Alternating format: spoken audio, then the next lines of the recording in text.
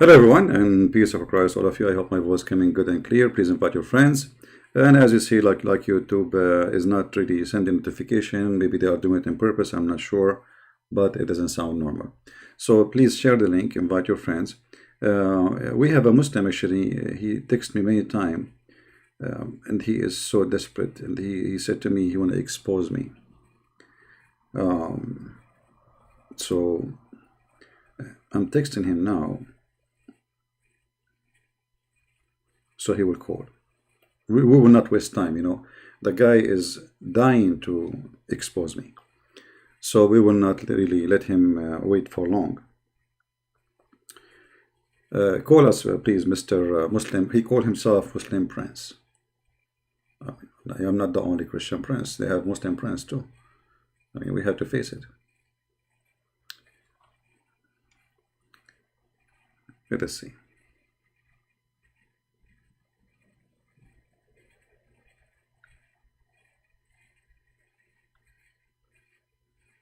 We are texting him.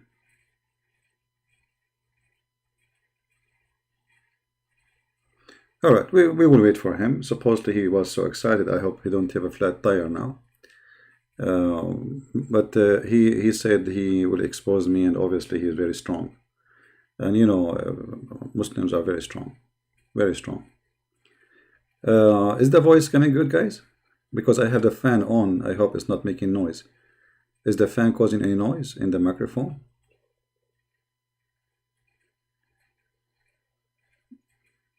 Let me know, please, if the microphone is fine. You know, if you look at the title of the video, regardless of this guy who wanna call us supposedly, we are talking about the Quran caused to be forgotten.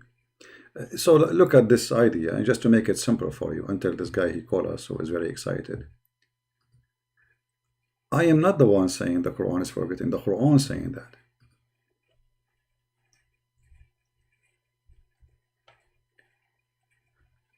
According to the Quran, Allah he do two things to his book. He abrogate and he cause people to forget it. Okay. But not necessarily what he abrogate, he cause you to forget it. He abrogate or cause people to forget. Now think about this wise God. He sent Quran to guide us, and then after he sent us the guidance, he caused us to forget the guidance.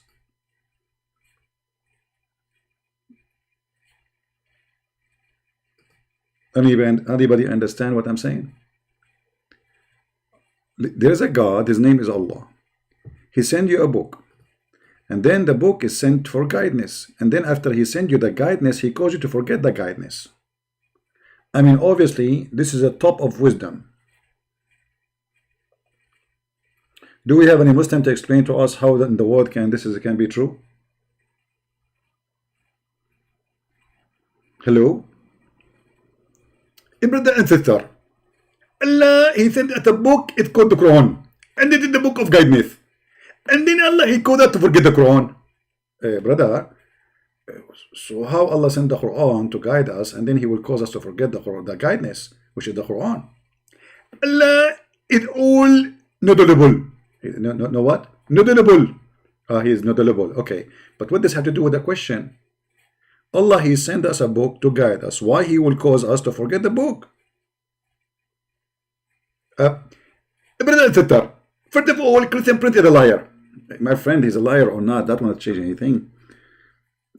Hello? Hello? Hello? Hello. Yes, Mr. Muslim Prince, how are you? Hello, Christian Prince.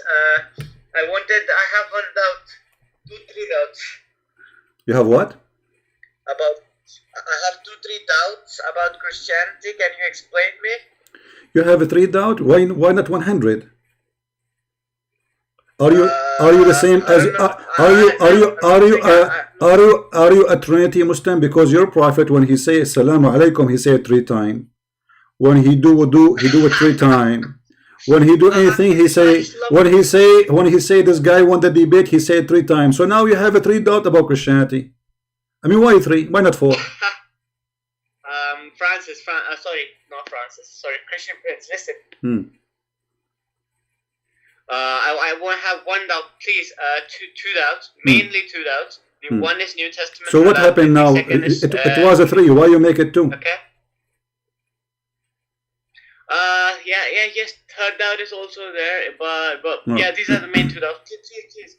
Please. Yeah, listen to me. So, but you don't want to talk about our topic? You don't want to talk about our topic? Because our topic is very interesting too. We can talk about your topic, no problem. But I have in front of me a verse from the Quran saying that Allah will cause you to forget the Quran. And I don't understand really, because as like you are a Muslim prince, obviously you're high authority, like you know what you're talking about. So why Allah will send me the Quran and then He will cause me to forget the Quran? Can we discuss my topic, please? We are discussing your topic, my friend. Here we go. Allah, He sent the Bible, and now He forgot the Bible. This is what we are talking about. Where is the Bible? It's gone. Do you have the Bible? You don't have the Bible. I mean, what kind of God? What kind of God your God is? You Muslim, you claim there's no Bible no more. Okay, isn't it the Bible sent by Allah? Okay, so Allah sent the Bible, and then He caused us to forget the Bible. I'm asking you. We're on the topic. You know. What kind of God? He sent the Bible and He make it forget the Bible. Why He did that? CP. You would CP. I want an answer, my friend. Here we go. You call me and you were excited. You were excited to expose me. And here we go. We are talking about the Bible. Forget about the Quran, brother.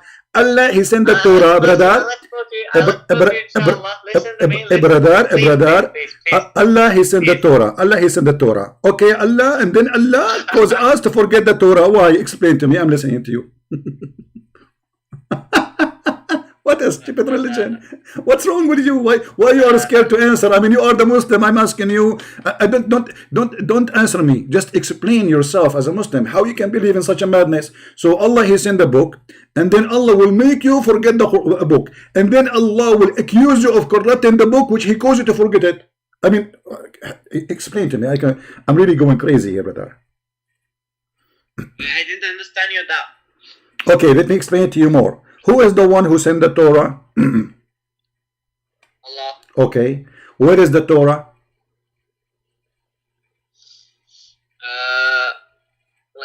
What do you mean?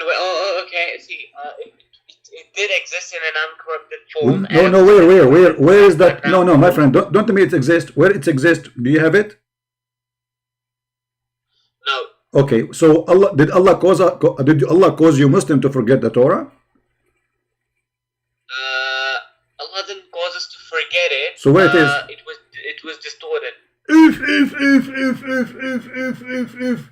So Allah, okay, isn't it the Quran says nothing but happened by the will of Allah? Yes. Okay, so but that's mean. Okay, so Islam also teaches us that Allah is all just.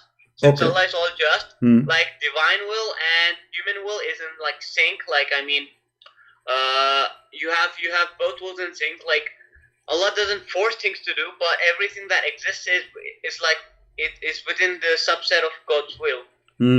Well, this is not what the Quran is saying. This is your own fiction. You know, look like you are watching too much cartoon, because the Quran says that Allah. Oh, here we go. The Quran. You see, our judge is the Quran, not your cartoon. You know, you are watching Mickey Mouse. This is the Quran saying that Allah, He entrusted the Jews to protect the Torah. So what Allah He did? Read the Quran, chapter 5, verse number 44. CP, do you want to discuss Camel Urine? No, this is more, my friend, trust me, this Quran smell more than camel urine. This is stink. Don't change the topic. What kind of God? He sent the Torah, and then He says, I trust you to protect the Torah, which means He want to protect the Torah, and then the Torah is gone. Wait. Where does it say God trusted to protect the Torah? Chapter 5, verse number 44. Wait, let me open chapter 5, verse number 44. Verse number 44.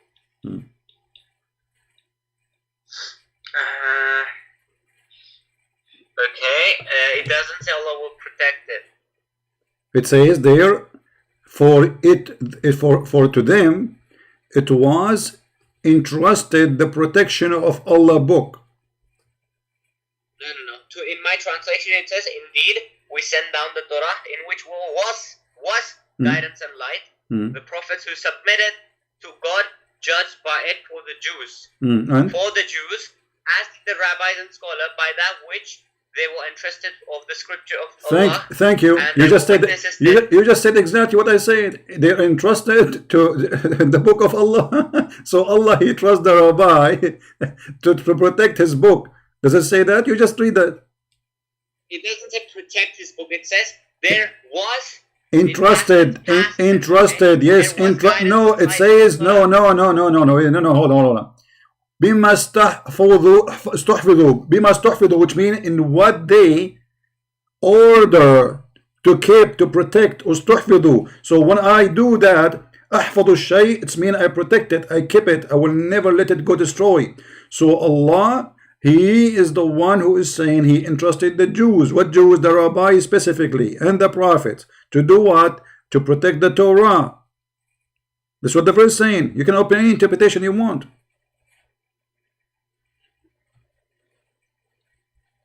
Just give me give me 20 seconds. No problem. I will give you 20 when years. When will you clarify my doubt? Huh? I have one doubt. I have some doubts. When do you think you can clarify them? What? I have some doubts about Christianity. My friend, you are a Muslim. What doubt about Christianity? I am.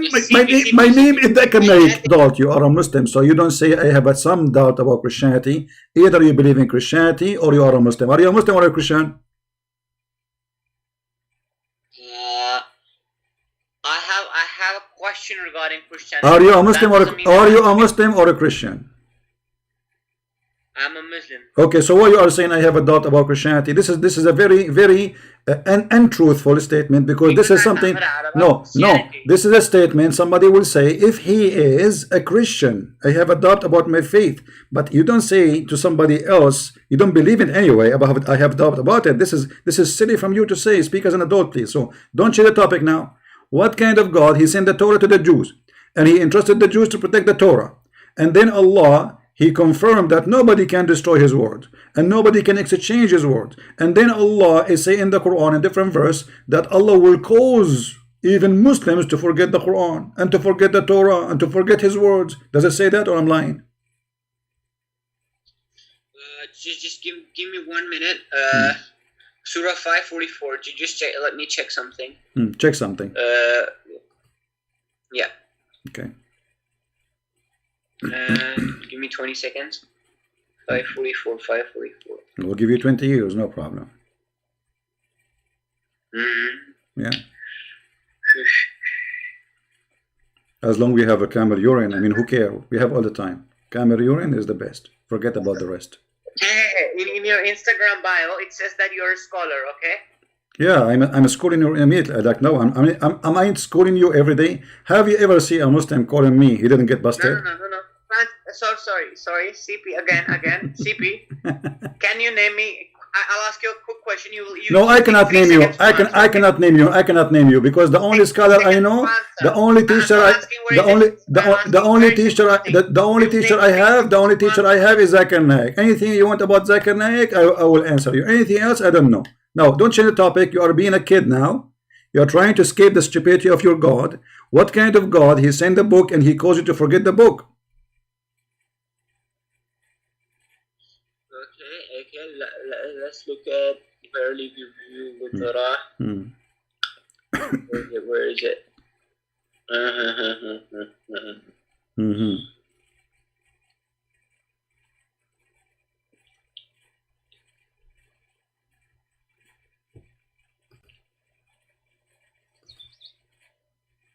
Okay, so what happened? Allah, he entrusted the Jews to protect the book. Was Allah wrong in his trust? Did he trust the wrong one? When I say to you, I trust you, what does that mean? Explain to me. What the word trust mean in your language, in your understanding, in your knowledge? In the case you do not feel people. I'm sorry.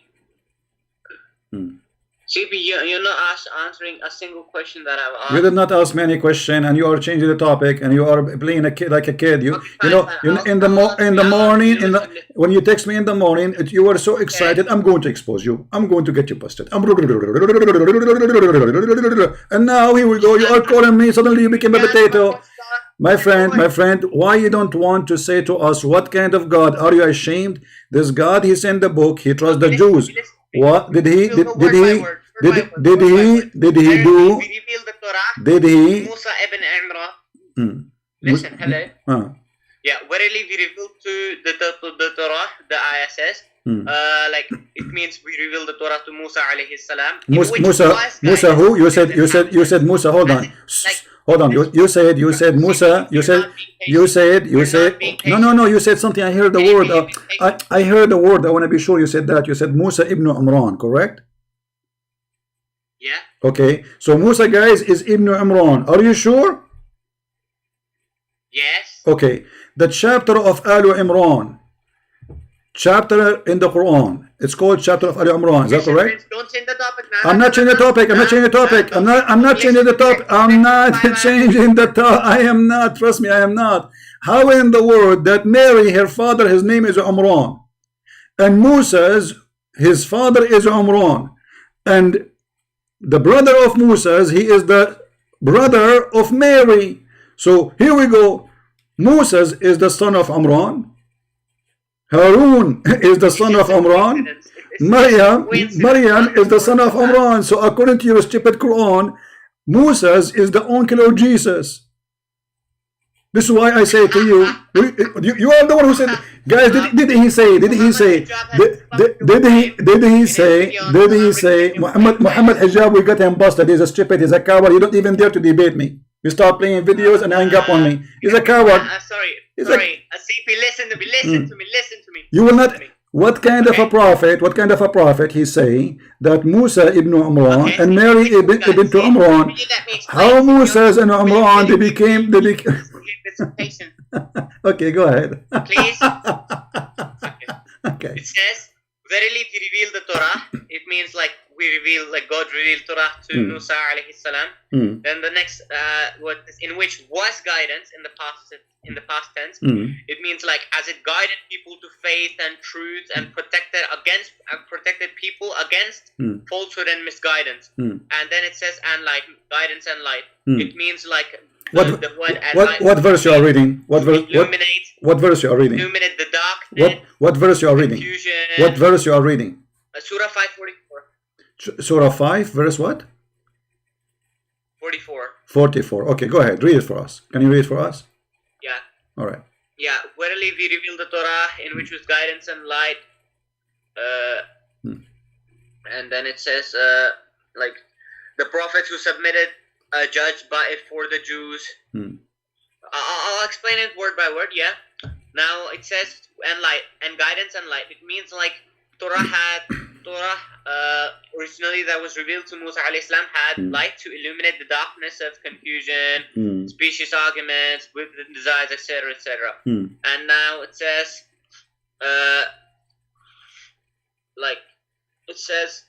prophets who submitted judged by it for the Jews. Yes, it was like a law for the Jews, of course. Like in cases of dispute, questions, and fiqhi rulings. In this case, basically the prophets followed the teaching of the Torah, and then as did the rabbis and the scholars. That is, the religious leaders of the Jews ruled on the basis of the Torah. The word translated here as rabbis, refers to knowledgeable people who act upon their knowledge and teach others in the best way, and they follow the path of the compassionate prophets in their dealings with the people. The word translated here as scholars refers to senior scholars. I mean, you are talking too much. You are saying nothing, my friend. I want the answer. Did Allah trusted the rabbi in the protection of the Torah? Yes or no? did Allah entrust the not in a sense that Torah will be preserved after handing it over to the rabbis. In that sense, no. Okay, guys, not in the sense that the rabbi will preserve it. So who is the one who should preserve it? You are the one who said that. Remember, not me, guys. Not in the sense. Hold on. You are the one who said. No, listen. Let me finish. You are the one who just said it is not the rabbi who they are entrusted to protect the Torah. So who is the one supposed to protect it? No. I didn't say they are not interested to protect the Torah. I said that the ayah doesn't mean that the rabbis are going to necessarily protect it in the future. That's what I said. Okay, so what does it mean? When you say entrusted, that's mean he trusted them, correct? Okay, it means that the religious leaders of the Jews, like the knowledgeable people, they acted according to the Torah. They follow the path. Focus on the trusting, my friend. Stop playing games. Focus on the trust. Allah, did he trust the Jews to protect the Torah? Did he or did not? No. Okay, who is the one in charge of protecting the Torah then? Okay, it doesn't say, and in my translation it doesn't say. Don't tell me, I don't care. I'm asking you, who is the one supposedly will protect the Torah? If not the Jews are supposed to protect it according to your understanding. I'm going with you, no problem. Who is the one should protect the book of Allah? According to my understanding, Torah was supposed to be corrupted. It was going to happen. So why is supposed? Is that Allah's decision? He wanted to be corrupted? What do you mean supposed to be corrupted? Oh, okay, I'll tell you. What I mean by it was supposed to be corrected is that it is the qadr of Allah. That doesn't mean Allah forced it to happen, but it means that it was within Allah's will. Alright, guys, Allah, He made a fate for the Quran, the destiny, correct? The destiny of the Torah to be corrupted, correct? The what? The destiny, you just said qadar means the destiny. Okay. So guys, Mr. Muslim Prince, he said that it was Allah's decision, his decision, that the destiny of the Torah to be corrupted. That's mean Allah is the shaitan, because who is the one who corrupt? Hold on. Who is the one who will get the benefit? Hold on. Who is the one who will get the benefit from corrupting the book of Allah? You tell me. Give me an answer. Get benefit from corrupting the book of Allah. Who? Firstly, before I answer this, don't tell me first and secondly. No. The answer is simple. Who is the one? Let us say that let's assume that Allah is God. We assume for the sake of argument. Who is the one who will get the benefit of corrupting the book of God? Who is the one get the benefit? I will name for you three people. Hold on. I will name for you three people: Muhammad, Jibreel, or Shaitan. Which one you choose? None. So Shaitan will not get the benefit of corrupting the book of Allah? Shaitan will just mislead people. I will not. Okay, but isn't it corrupting the book of Allah is the biggest misleading ever? I mean, this is how smart you are. You just say Shaitan, he want to mislead you, but corrupting a book is going to mislead people. Don't you agree? Hey, Francis, CP. He can call me Francis. Somebody told him my name is Francis. Listen. No. Who is the one will get? This is the book of Allah. This is not. This is not. We are not. No. You see, that's stupid of. That is a stupid of you. That is a stupid of you to say, because God created the people. He did not make them Hindu. We don't believe in this in Christianity. We don't believe in faith like you. But you are the one who just said to me, this is your belief, not our belief. It's you, according to you. Allah, He made the Hindus. Allah, He made the Christians. Allah, He made the Jews. This is. Made doesn't mean like He forced them. No, He forced them. Okay. Are you saying? Okay, Muslim Prince. Are you saying your prophet is a liar? No. Okay. What kind of work will make a man? When Adam he commit a sin, did he commit a sin because of his choice or because Allah forced him? It was because of Allah's choice and Adam's choice in sync. What do you mean? It was both their wills. It was Adam's free will and God's free will. Like, sorry, not God's free will, but Well, God's will as well. obviously, okay, thank you. Obviously, that's mean your prophet is a liar. Because here we go, your prophet in Sahih al-Bukhari, hold on. In Sahih al-Bukhari, and put it in the screen, you can watch it. It says that Musa, he accused Adam that because of you, we are out of heaven. Okay, Musa's accusing Adam. So Adam, he said to him, are you blaming me for an action which I must commit? For Allah, he wrote it for me in my fate 40 years before my creation. I have to commit. It's a must to commit. So you said to me, you did lie to us, saying that this is the free will of Adam and the decision of Allah. That's a big fat lie. And your prophet, he exposed you. So either you are lying to me or Muhammad is lying to me. Which one is a liar between you? Your misinterpretation of my hadith is my a friend. liar. No, So my friend. your Don't say misinterpretation don't tell me misinterpretation. The hadith in front of us. You are more than welcome to read it and take your time to explain it. What do you say? Are you? Listen. Are you? Oh no.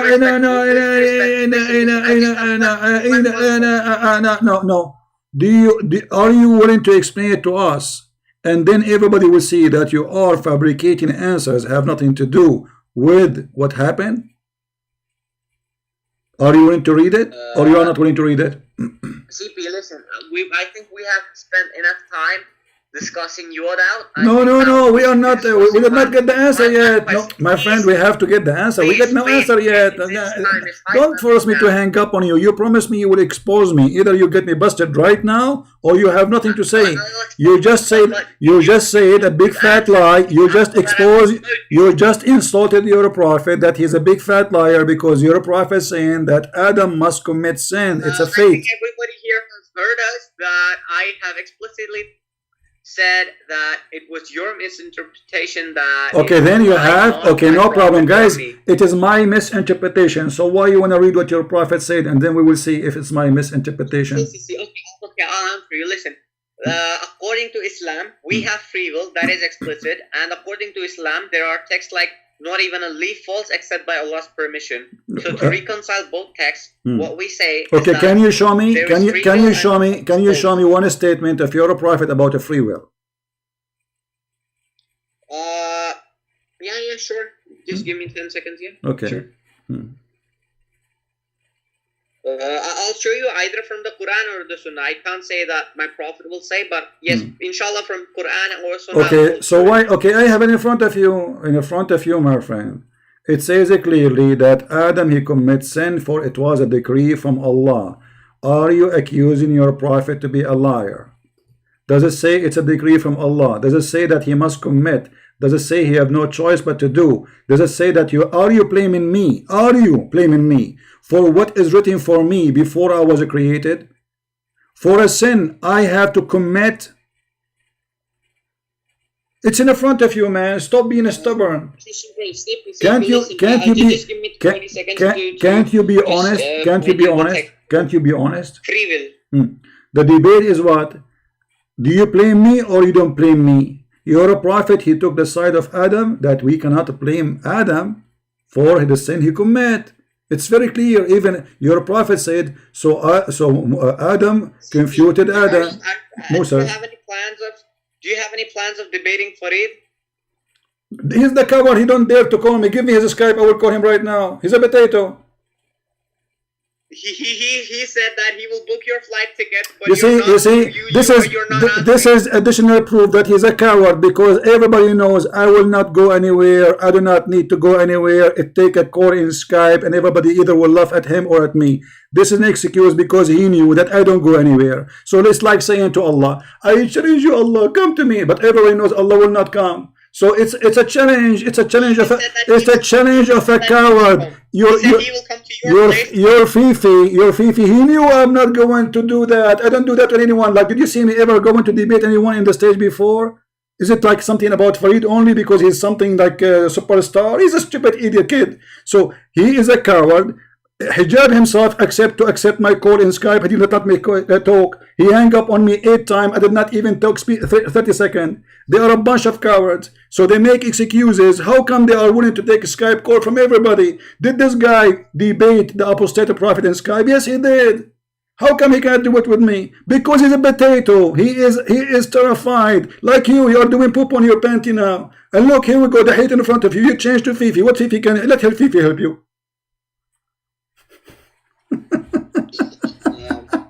Yeah. This Fifi, he speak in Skype always. Or what he do is in YouTube. Suddenly he wanna fly to me. He wanna have a date with me. Fifi wanna see Christian Prince. I cannot do it unless I see Christian Prince. I wanna see Christian Prince. Please, I challenge you. I mean, isn't it obvious that this is a challenge of every dancer? Christian Prince, how old are you? I am in the age of your grandfather. What does this have to do with this, my idiot?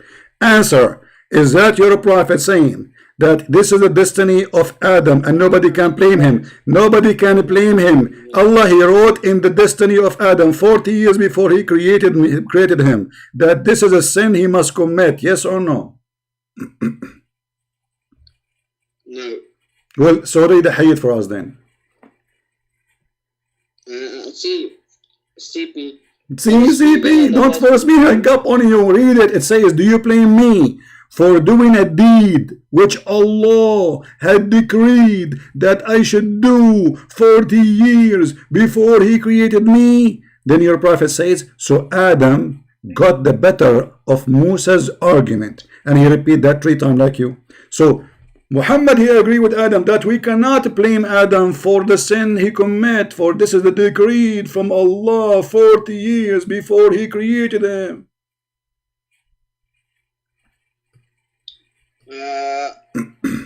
Christian Prince, regarding see, we definitely believe that there is God's will and free will, of course, but don't tell me we believe. You see, you are changing the topic. Your prophet, I want you to comment what your prophet said. Your prophet, he agreed that we cannot blame Adam for his sin. He said it clearly. He didn't make it clean to you. He said it clearly. It's simple. Musa said to him, because of you, we are of paradise.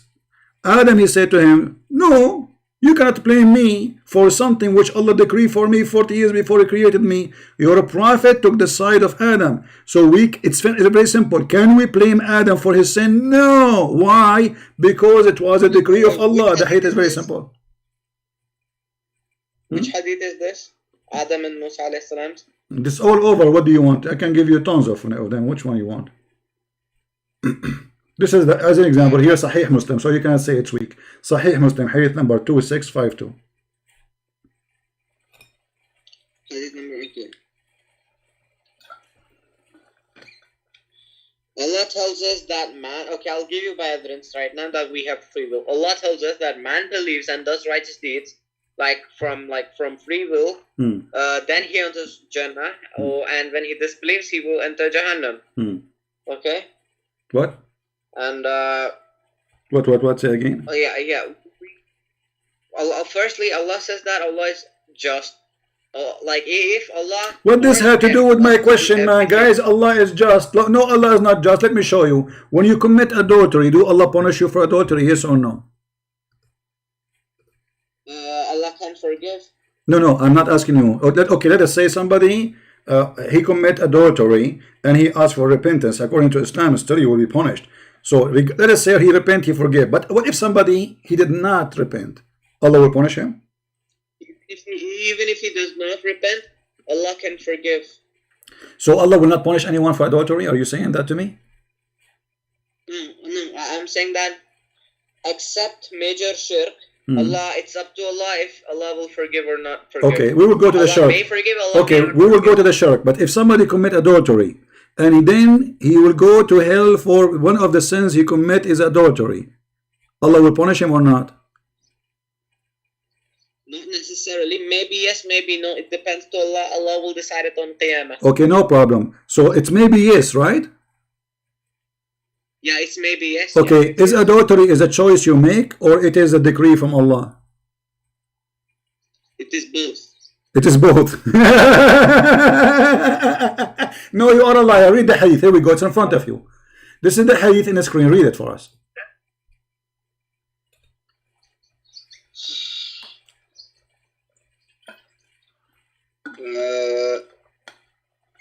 Just give me 1 minute. Yeah. In in Surah. Read the hadith. I have it for you in the screen. Don't tell me Surah Bura. Surah Bura. Listen. The hadith in front of you. Let me read for you. The Prophet said, not me, verily Allah has fixed the very portion of adultery, which the man... Fine. Yeah. Listen. Regarding free will, listen now. Surah 9. No, read the hadith. Read the hadith. You can read the surah for me after. No problem. Read the hadith. We don't change the topic. We're talking about adultery now. You said that both of them. That's very, very funny. That's mean you call Allah, say, Allah, hey, I'm going to do adultery. Do you like me to do it? Allah, he says yes. So Allah is a partner in the bed with you. Which hadith? It's in front of you. It's on the screen. Hey, Sahih Muslim 2657b. 2657b. Okay. Yeah, and later we'll talk about coronavirus. Or I mean coronavirus, which is the same. 2657b. Okay. Book of Destiny. Read it. 2657b. 2657b. Yeah. Sahih Muslim. 2657b. Verily Allah has fixed the very portion of adultery which a man will indulge in and which he of necessity must commit. The adultery of the eyes, the lustful look, and the adultery of... Okay. So it's a what? It's a necessity, must commit. It's not a choice. Why you are lying to me, says the free will? It's a necessity. He must commit. So why Allah will punish you? How stupid this religion is. So is corrupting the Torah is a necessity he must commit? You are the one who said to me it's a qadr from Allah, it's a destiny from Allah to corrupt the Torah, and this is in total agreement with this. So Allah is the biggest fat liar. Allah is the biggest fraud. Okay, hold on. How you go sleep with the women and then it is Allah who decide for you before he created you that you will sleep with that woman, and it's a sin which against Allah. And then Allah will punish you for the sin which is against Allah. But He is the one who forces you to do it. Types of text which are in contrast. Take care, my friend. Take care. I have no time for kids.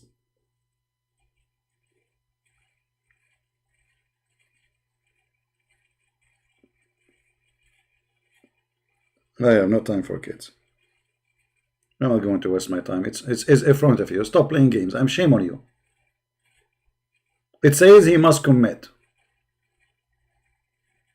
What a bunch of kids. A necessity.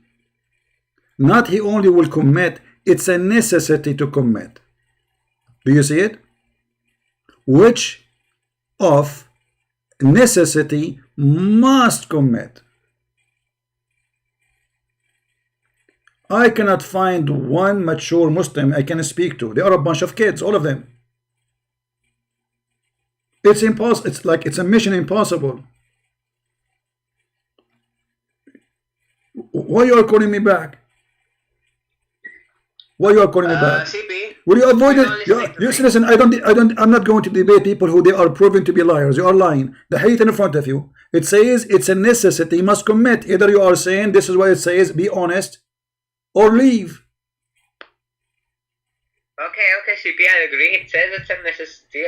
Okay, so how Allah will punish you? Okay, that's wonderful. And Surah 9, Ayah 70 are in a contrast. So whenever there are two texts which are in contrast, what you do is you try to reconcile them and form one doctrine.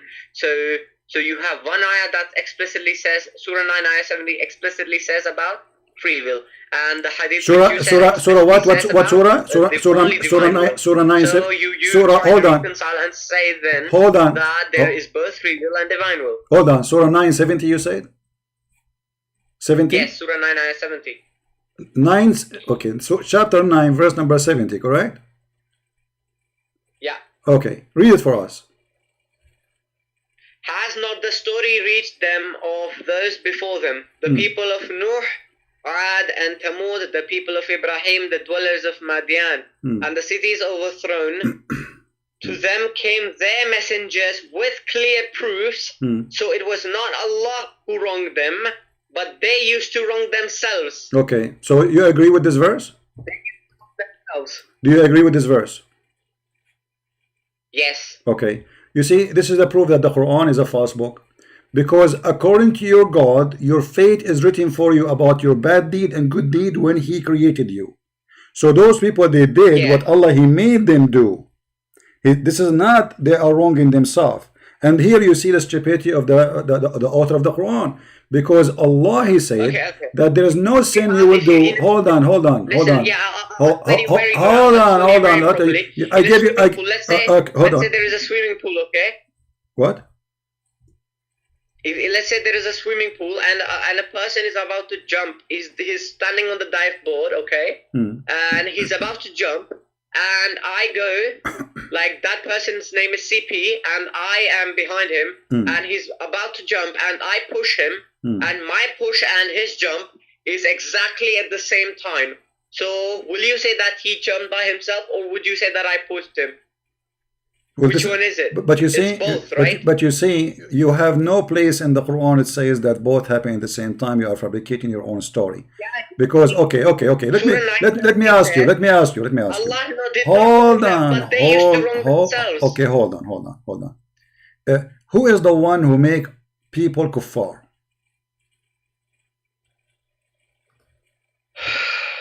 They themselves. Okay, And guys. both. Okay, guys, themselves, they are the one who made them kuffar. Let us see if this is true or not. I want you to read for me the Quran. Chapter, hold on, no. Chapter 6, verse number 107. Chapter number 6. Verse 107. 107.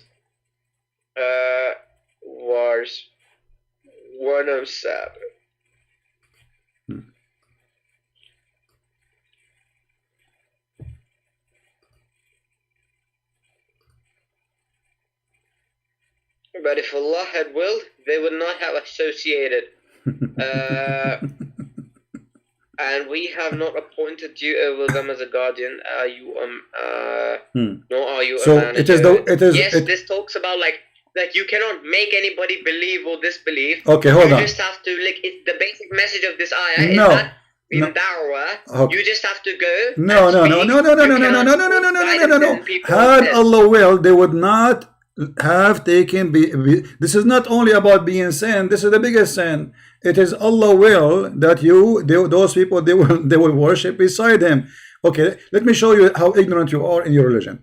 Is it in the Quran, in the chapter of the Takwir, it says you cannot will something if Allah don't will it, which means it's the will of Allah, it's not your will. There we go. In the chapter of the Takwir, let me open it. Let me open it. Listen to me very briefly. Listen. Hold on, my friend. Just take it easy. Take it easy. Yeah, as easy. Okay. Let me open the verse for you. Give me a second.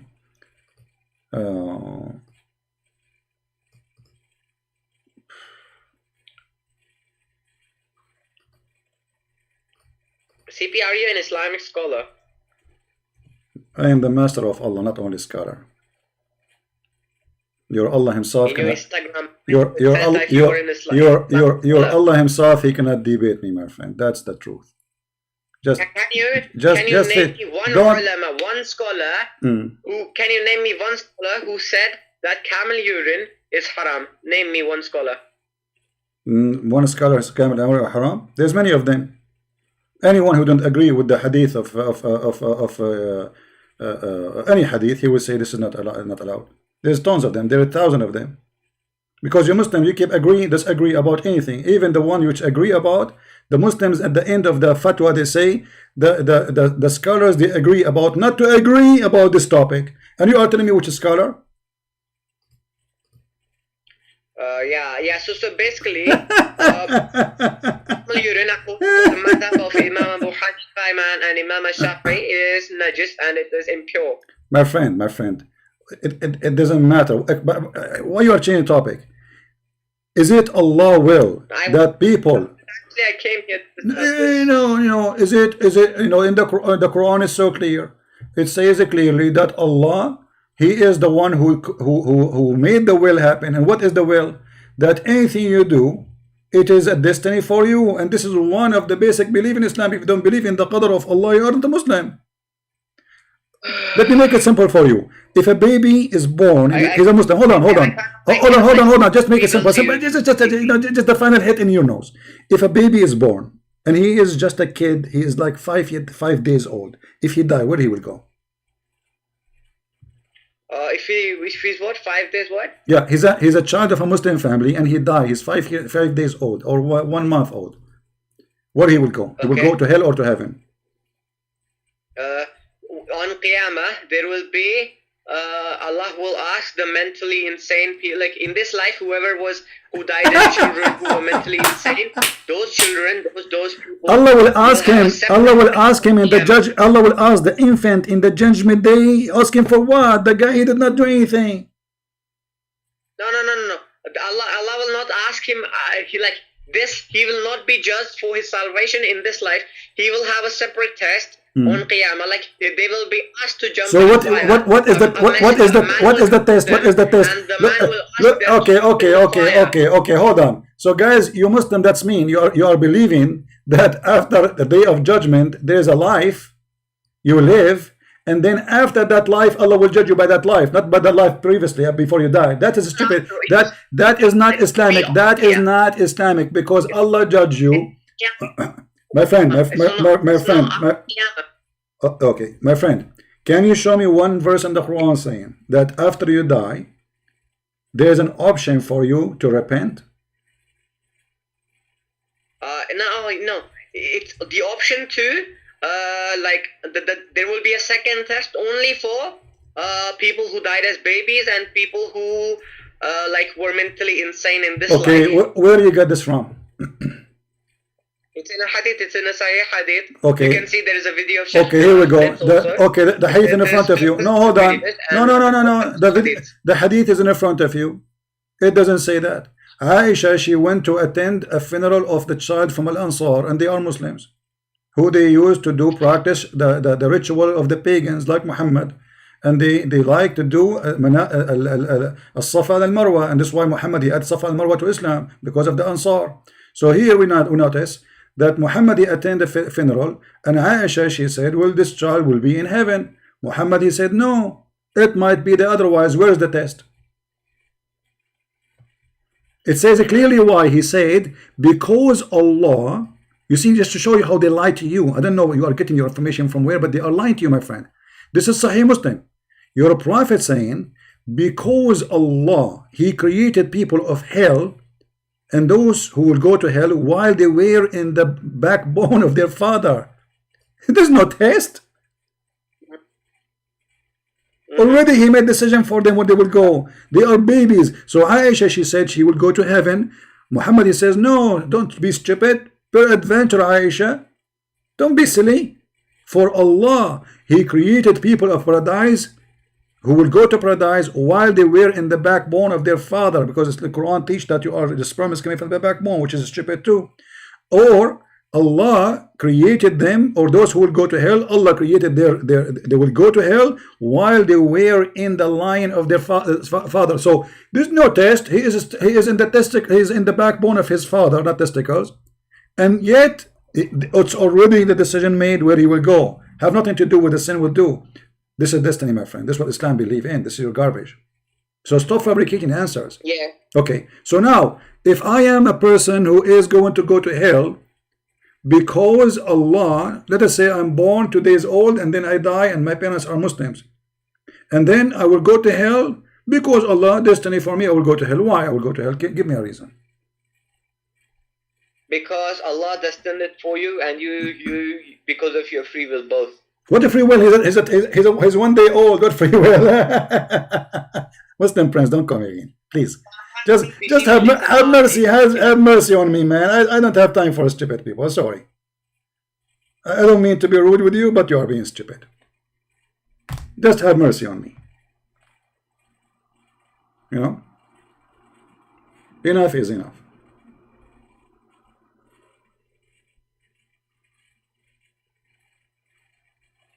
I mean, can you believe stupidity, how far it can go?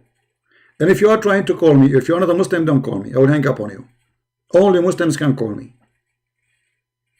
If you are a Muslim, you can call me. If you are a Christian and you call me right now, not only I will hang up on you, I will block you. Only Muslims can call me. And we are here to prove that Islam is stupid. And this is why you see stupid answer from Muslims. Hello? Hey, CP, Ultimate Daddy, Ultimate. Oh, so here we go. We have the idiot Ultimate Fort. How are you, Ultimate Fort? So where we stopped last time? Where we stopped last time? Do you remember? Do you remember? Oh, hold on. Let me turn the YouTube down. Hold on. Do you remember when last time we hang up on you and why we hang up on you?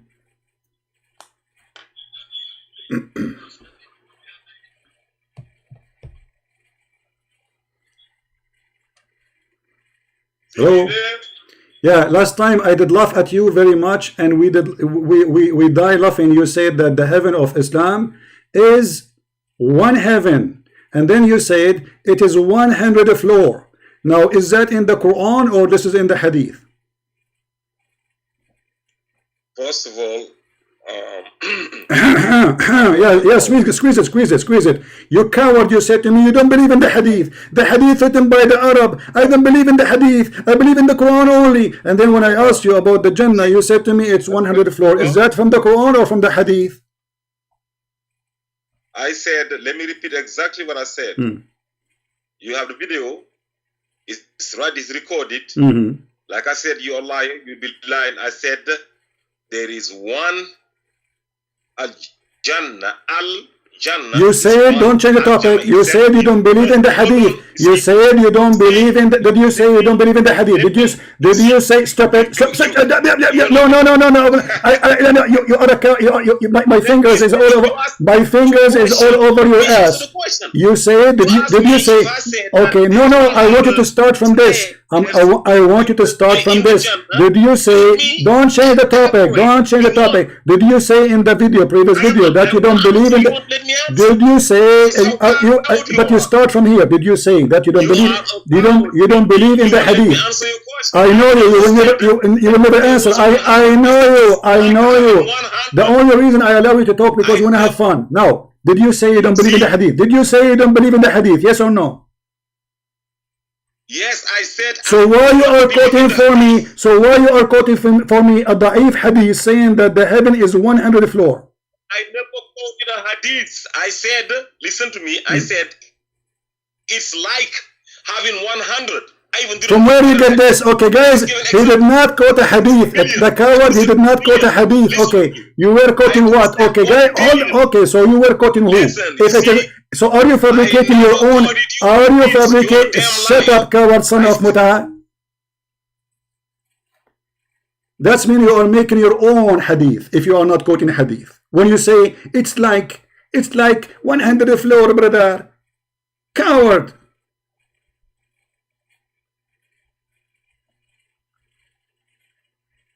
When you say it is one, you didn't say it's like 100 floor. You said it's 100 floor, and the video is there, still there. I did not take it down.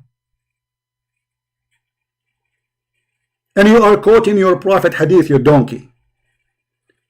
Because if you are making it up, if you are saying it is 100 floor, that means you are a prophet and you know what nobody knows. This is heaven. How do you know it's 100 floor? Where do you get this from? If we go in the hadith right now, we will find in the hadith exactly as you said. For you are a coward, you are a potato, you are a son of Muta.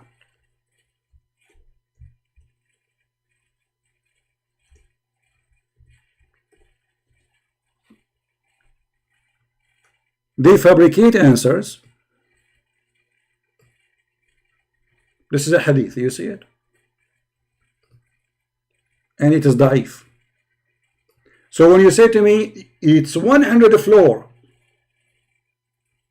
either you are making things up and you claim to be a prophet, because you have to tell me where you get this from, and you will not answer for sure. You said, you did not even say 99 floor, you did not say 60 floor, you did not say 7 floor, you said 100 floor, exactly as it is in the hadith. So the coward, when we mentioned to him a hadith, getting him busted, he said, I don't believe in the hadith. Hadith written by the Arab, the stupid, the Arab, liar, garbage, they are garbage. Well, your prophet is Arab. And if the Arab are garbage, your prophet is the first of the Arab to be garbage. In fact, you are more garbage than your prophet.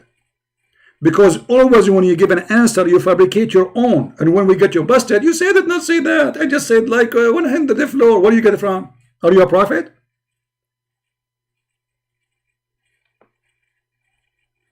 Coward. And when we say to him, okay, this verse is according to interpretation, my understanding. So we have tafsir. It's called today tafsir of ultimate fault. Ultimate fault. He became a religion by himself. He's a prophet. He knew that heaven is 100 floor without knowing from Muhammad. Allah told him. He received a phone call from Allah. Allah told him, ultimate fault from Nigeria. My heaven have 100 floor.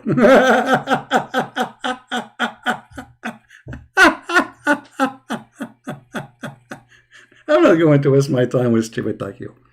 He shout, he scream, he repeat himself, he say nothing, but already we have 100 of you recorded and you got busted. You agree with Rashad Khalifa, the one the Muslims killed him for corrupting the Quran. You agree that the Injil is a word, this is your agreement, not my agreement, is an Aramaic, which everybody is laughing before. This is a Greek word. And you just agreed by saying that the Injil is Aramaic. That means Jesus is Aramaic, because the Quran saying we never send a messenger unless he speak the tongue of his people. We have you recorded all over, and everybody is laughing at you. And the only reason I let you speak to me, because I like your fart. You fart too much at your prophet.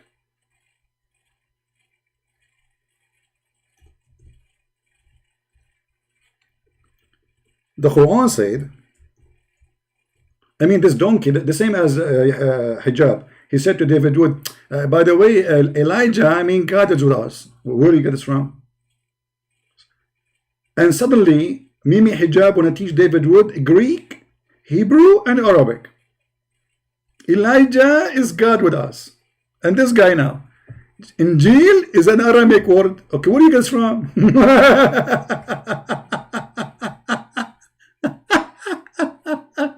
Don't ask him. Don't ask Ultimate Fart where he got his answer from. He have answer, but where from is coming from? Don't ask him.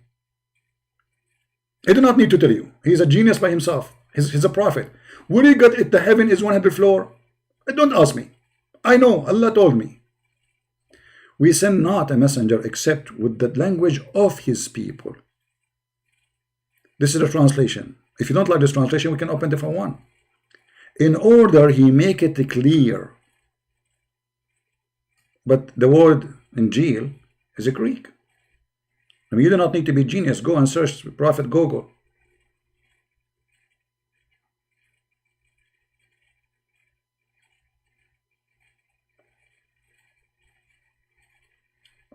My problem with Muslims, I cannot find one mature Muslim. All of them, they are a bunch of kids. And they are desperate trying to say, I can answer you by what? By fabricating my own answers.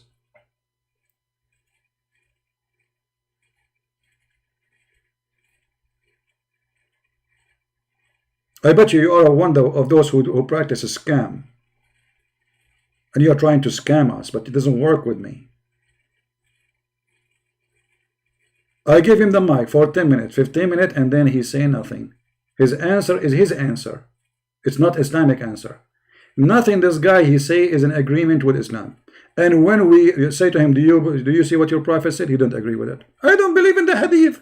The hadith is and the scholars of Islam, they say clearly that the one who don't believe in the hadith is not a believer. He's not a Muslim. He's a kafir. Let me show you the fatwa.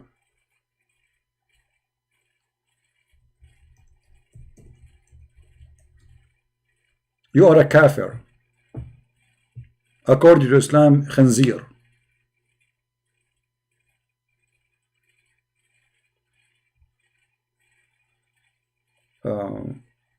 Let us see. You are a mushrik.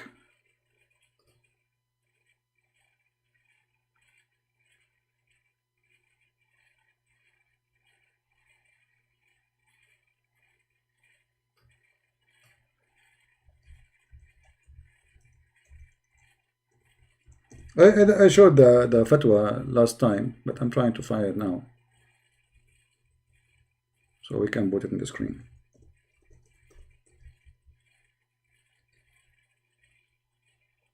Here we go. And the fatwa is in English, so we do not need to translate. This is the Muslim website stating clearly who is the one who reject the hadith. Islamic question and answer. Those are from Saudi Arabia, Sheikh Muhammad Salih Al-Munjid, one of the biggest mullahs, potato follower of Muhammad in Saudi Arabia, very famous. Does the one who reject the Sahih hadith become a disbeliever? This is the question. Question number 115125. The answer, yes, he is a disbeliever.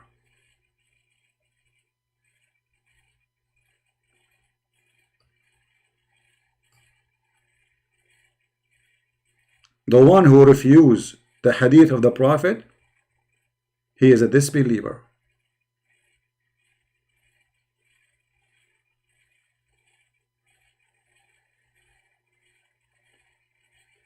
So we know we are not debating somebody about his belief. We are debating Islam. Not somebody want to create for me his own belief, individual belief. I'm not debating you about that. You take your belief and make shish kebab with it. I'm debating the cult of Islam, not a guy from Nigeria. He do not know his head from his bum, and he create his own answers. Nobody can debate you in this case, because anything we show you, you don't accept it anyway. So what's the point? We show you what Muhammad said, you don't accept it anyway.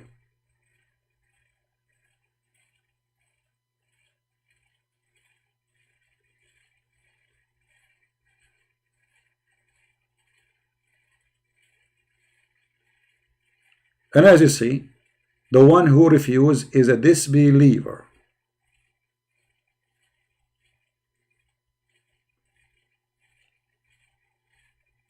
In general, Sharia and the evidence of general terms, or reject hadith or the Prophet, knowing that it is word of the Prophet, is a disbeliever. How they knew it's a disbeliever? Because it's sahih, it says sahih, that's it.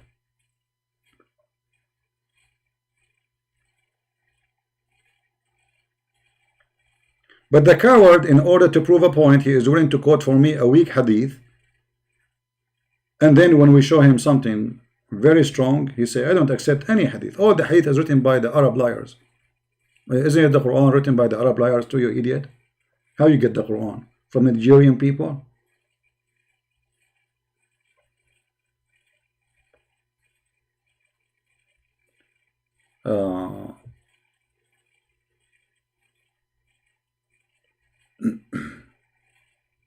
Do we have any Muslim want to say anything? We go back to our topic. Allah, He sent Quran, and Allah will cause us to forget the Quran. I want any single Muslim, group Muslim, Sheikh Muslims, Fifi Muslim, Abdu Muslims, Believe Answer Muslim to explain to us what kind of God He sent the Quran and He will cause me to forget. Why? What is the wisdom behind that? What is the purpose? How God He sent the book and then He will make me forget the book? I'm just trying to understand the wisdom. Any Muslim?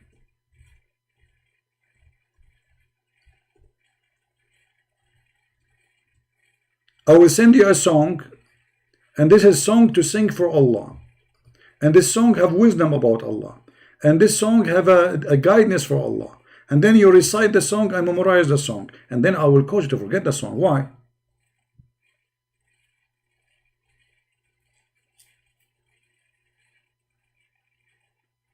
Any Muslim have an idea?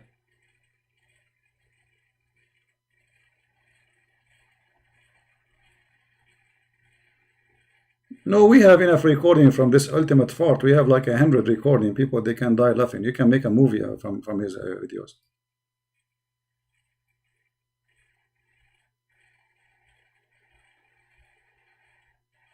Jesus, He speak Aramaic. His book is in Aramaic. The word Injil is Aramaic, and the Jews are Aramaic.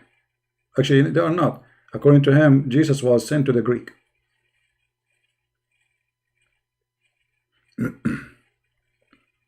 And the second you show him the second you say to him, okay, can you name for me one Muslim agree with you? He says, I do not need any Muslim. This is my answer. Okay, wait a minute, just go. Potato. We don't debate liars. Nobody can debate liars, Potato. As long this is your opinion and you play games, you don't agree with the hadith, you don't agree with your prophet, and then you quote for me from your weak hadith just to prove a point. Look how coward you are. After all this post you are posting, did you say to me, where do you get this is 100 floor from? I want you to explain to your followers, if you have any chicken following you ever, where do you get the idea they are 100? Allah told you. And then your prophet, when he went to the heaven, he said it clearly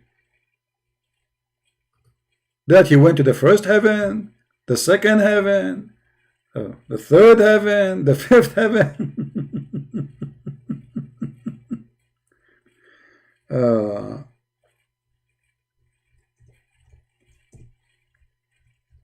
When you debate a kid, you will turn to be a kid like him.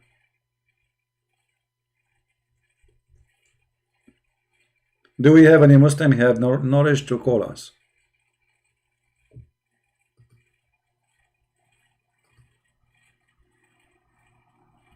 Anyone?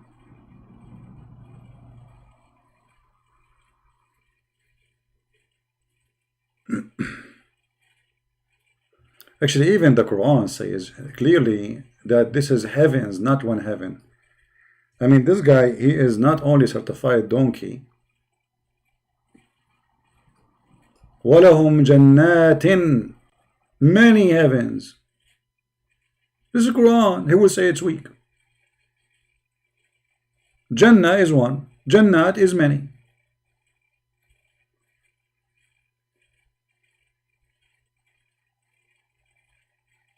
Do you see it? Chapter 2, verse number 25. And the translation is, for the word Jannah here is coming as gardens, but the word Jannah is heaven, paradise. Change the translator. This is Yusuf Ali.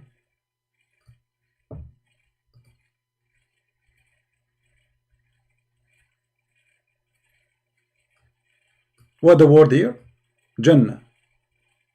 But coming as how many? Jannat. Jannah is one heaven, Jannat is many.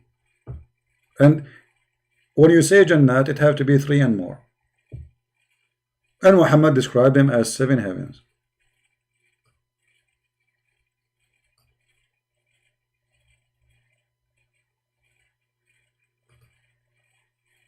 And where is Allah located? In the 7th heaven, the 7th paradise.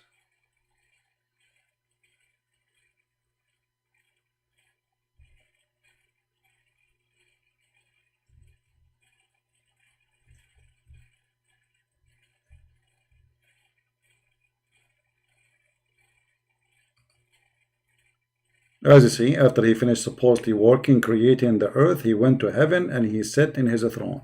The Muslim, they say here the word istawa does not mean sit, it's mean he leveled himself, but it's obvious, it's a chair.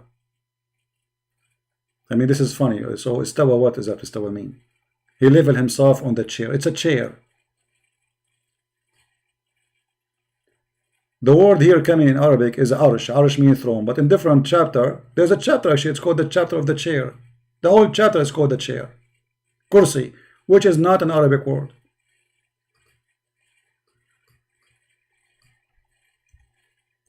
And the chair of Allah, even the Quran, describe how big it is. Which is a proven to us that Muhammad is a fraud. Why? Because the Quran is saying that the chair of Allah is the same size of the earth and the heaven.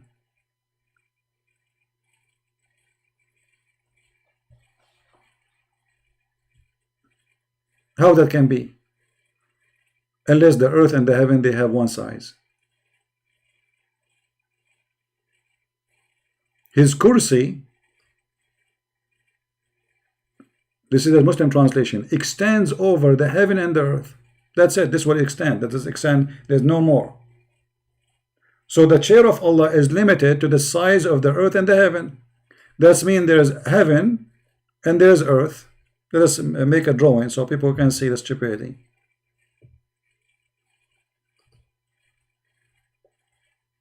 This is the earth.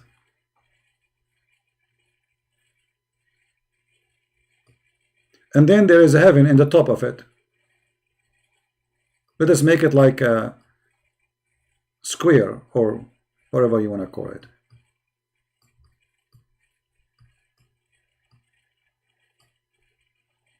And Allah chair is here. And Allah chair is in the same size of the earth and the heaven.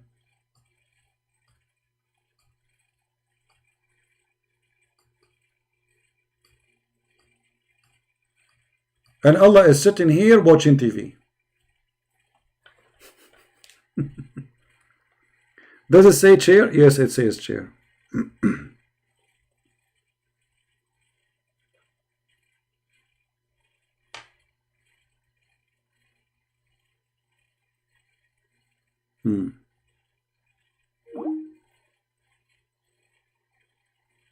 Any Abdul? And look at those cowards that they call me. They say Christian Prince is finished. Absolutely finished. I am the one who make you forget the Quran.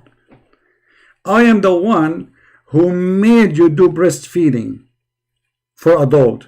I am the one who made you believe that the Prophet water of his panty is holy. I am the one who make you fight over the poo-poo of the camel of Aisha. Christian Prince is finished. You have no answer. Somebody saying that Fifi did not debate apostate prophet in Skype. Okay, I don't know, because I saw them once. They have an image of him. They have the picture of his apostate prophet, like in four corners. There's four corners, so there's Fifi and there's a Muslim guy and there's other guy, and then they have a picture of. So this may be Photoshop. Coward, liars. So they make Photoshop, they put it in the front of the screen to fool people, saying that this guy was debating us. What a bunch of cowards. But all of you, you saw, when I call the coward Mimi Hijab, what he did? He promised the Muslim he will debate me. Do you want me to debate the Christian Prince? You should, sure, yeah, please debate him, yeah. Then we call him. We wait for him 45 minutes. We call him, he start playing videos. Did you say this? I start talking, he hang up on me. And he start calling me names. He did not let me talk. And not only that, the coward, they put the speakers far away from the mic so nobody even can hear my answer to him in his channel. This is how terrified they are. If somebody want to debate me, from those who claim they can answer, they can call me. All what we get is a bunch of kids. Actually, even those who they are new to, they are a bunch of kids. When we debate really the ones who have real knowledge in Islam, you will see how easy it is. Like when I debate the head of the Muslim Shia in USA, Al-Imam Al-Husayni. Go watch it and die laughing. When I debated Dr. Ruhi. Oh, hold on, when I debated the Sheikh of New York. Not like those YouTuber guys, kids. What was his name? I forgot his name. Anyone remember the video? Who remember the video for the Sheikh from New York?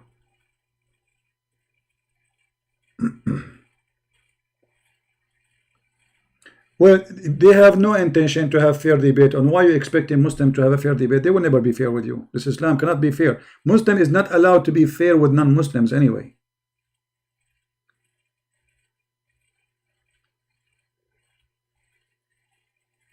When the Prophet of Islam, he says that the Muslims, they should humiliate a Christian. Is that fair? Even the Quran encouraged the Muslims that Allah, he ordered the Muslims to humiliate the Christians when they see them in the street.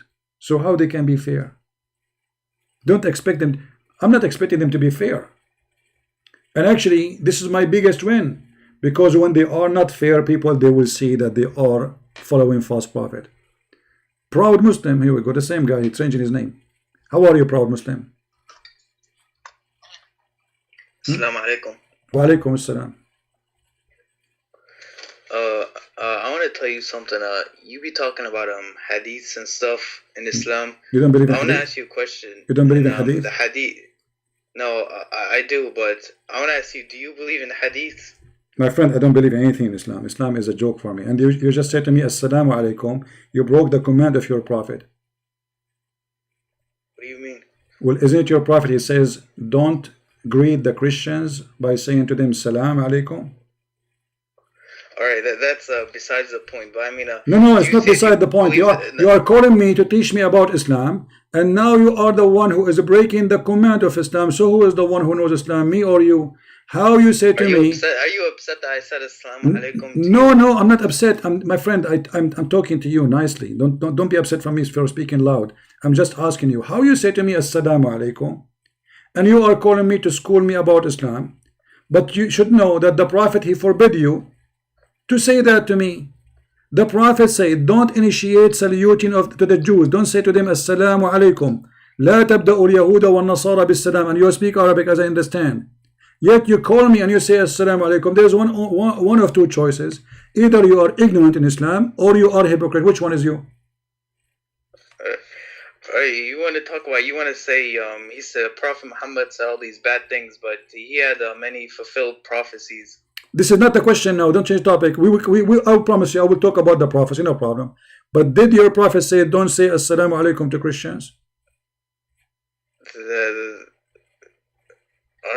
I'm going to be honest, I never heard of that. Okay, no problem. Guys, he never heard of that. I accept that from you, and I will believe you, no problem. Now, you tell me there is many fulfilled prophecy from the prophet. Give me one. Yes, in Sahih Bukhari, book 1, Hadith 63. Read the hadith. Prophet Muhammad said that the Arabs are going to be competing in tall buildings, and that's true right now. It's happening right now. Okay, do you accept this hadith? Yeah. Okay, I want you to promise me that you will not say I don't accept it.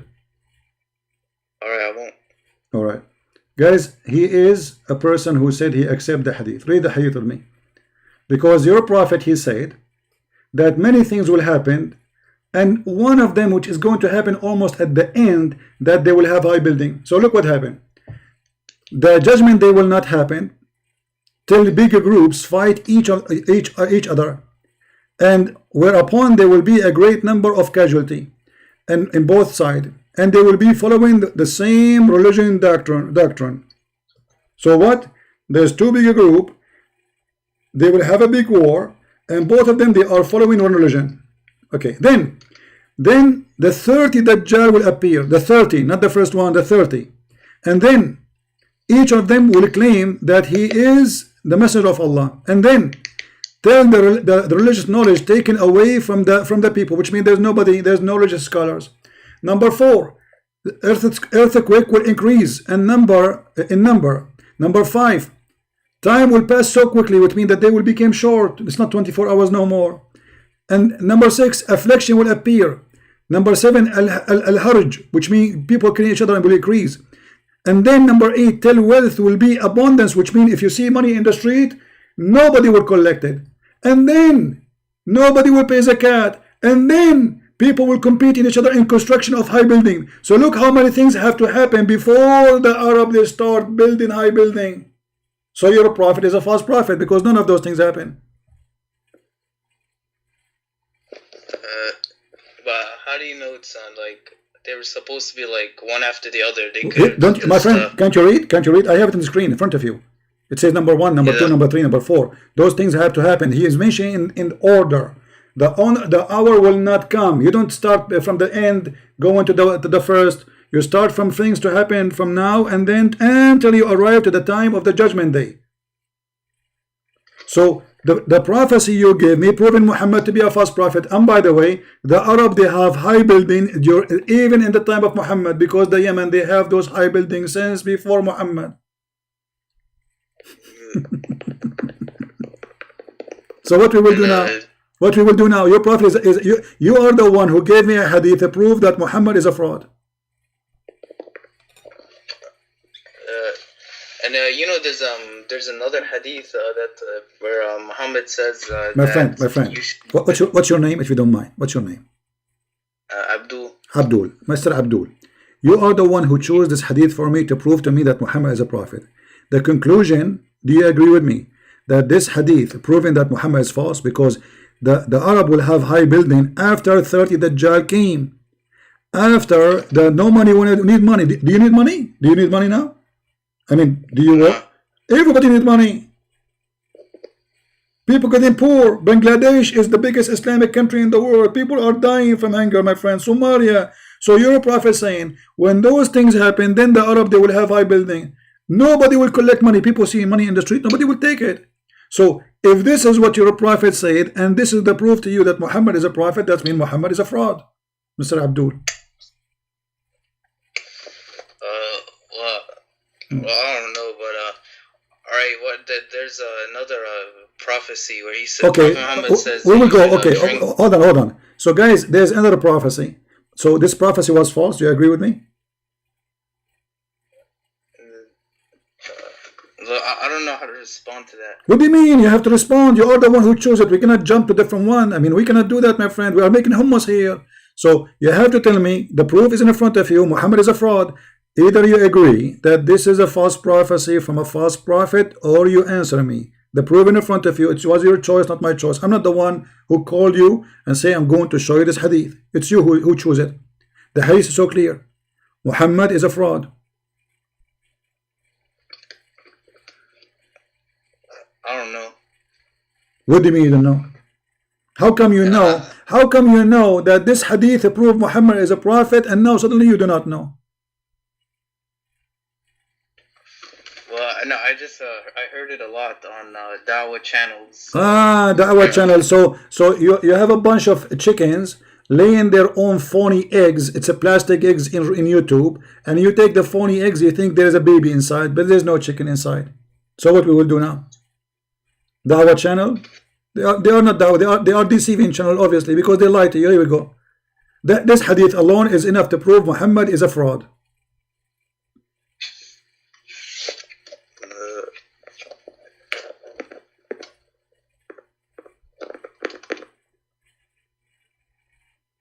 But the time is passing so quickly. Yesterday it was only 2 hours for me. I don't know what happened. He hang up.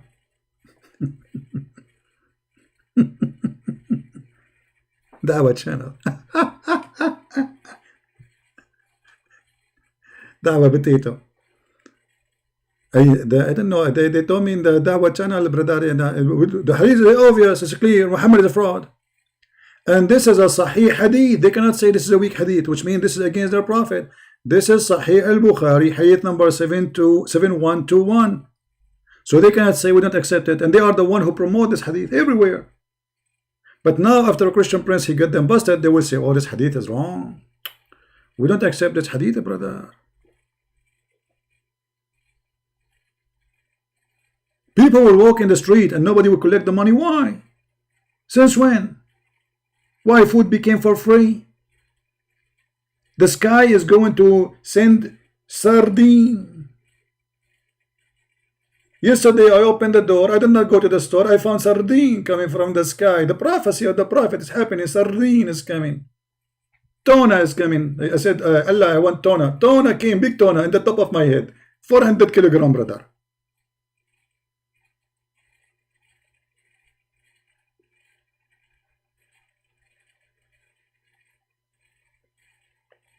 So Muhammad is a fraud prophet. So you can call him prophet. We will keep calling him a prophet, but he's a fraud prophet. He's a false prophet.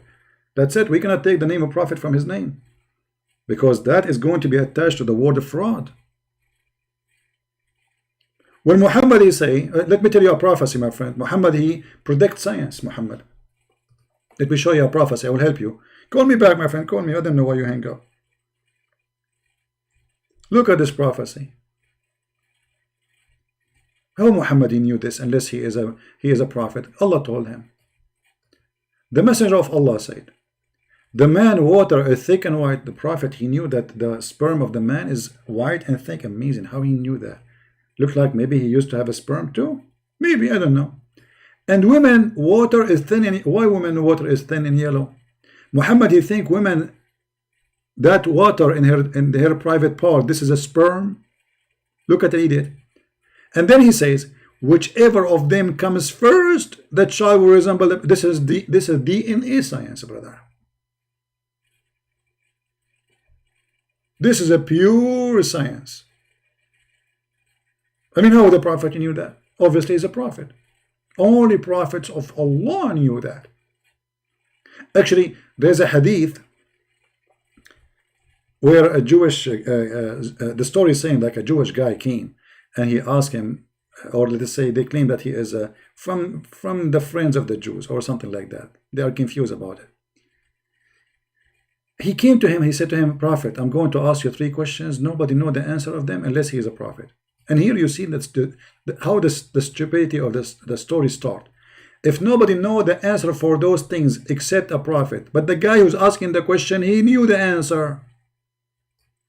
Read. Brother, I will ask you about 3 things which nobody knows unless he is a prophet. Okay. I mean, the introduction is so clear. Nobody knows the answer unless he is what? He is a prophet. But the guy who's asking the question, he knew the correct answer. That means he's a prophet too. Have you ever heard of a stupidity more than this?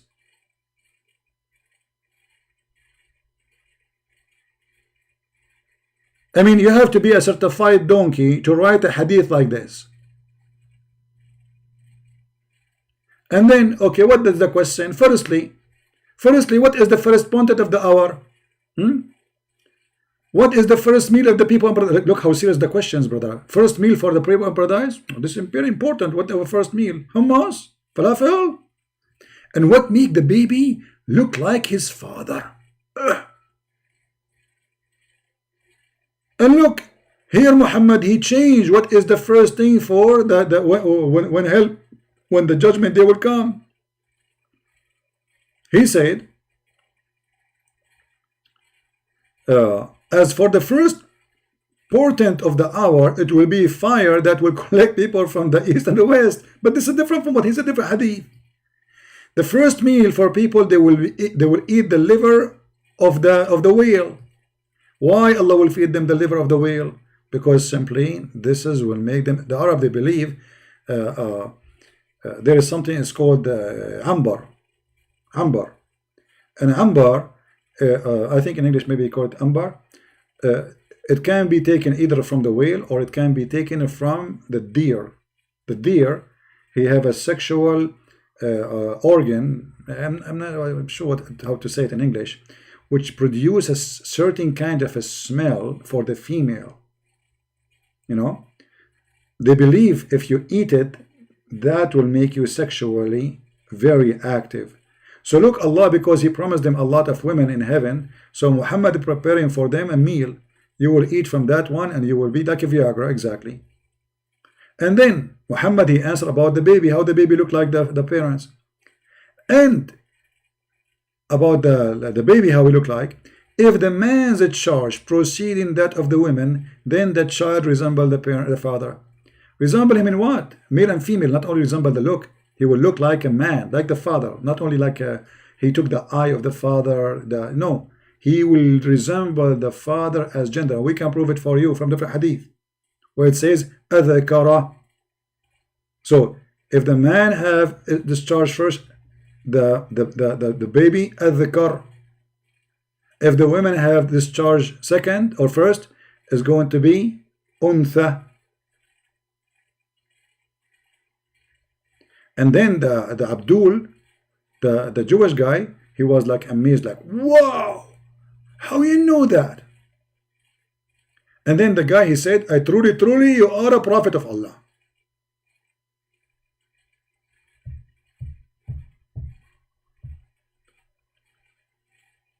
We have 527 people here.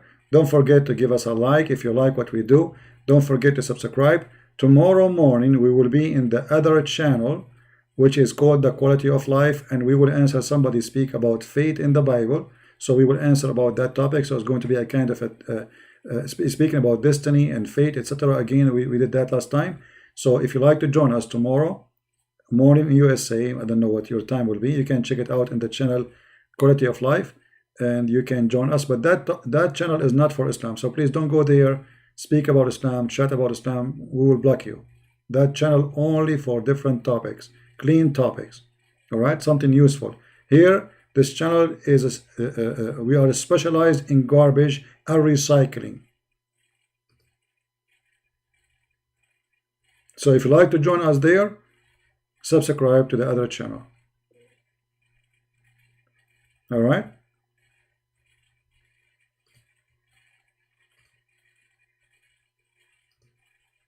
Any Abdul?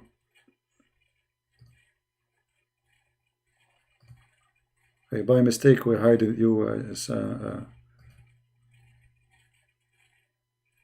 Is that Sam Shamoun? He is. Yeah, he is.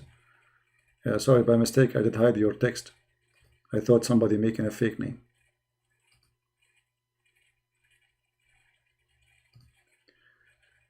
Any Muhammadan?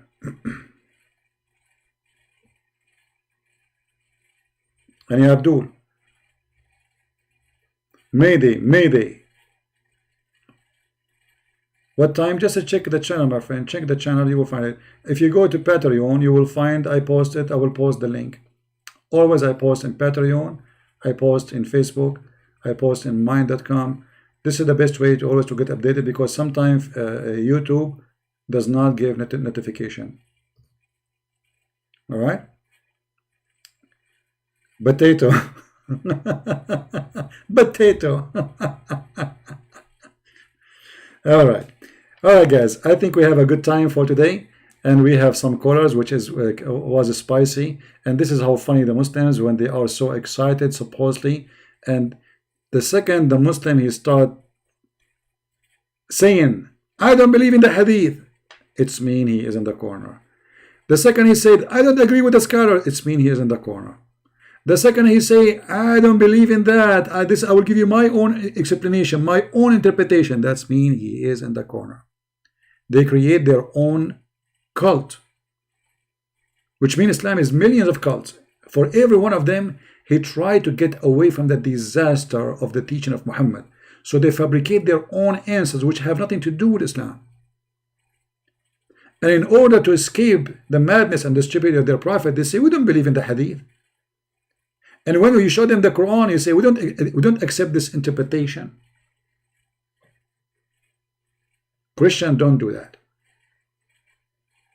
You will never find a Christian says, I don't accept this verse in the Bible. Never. We don't compromise with the teaching of Christ.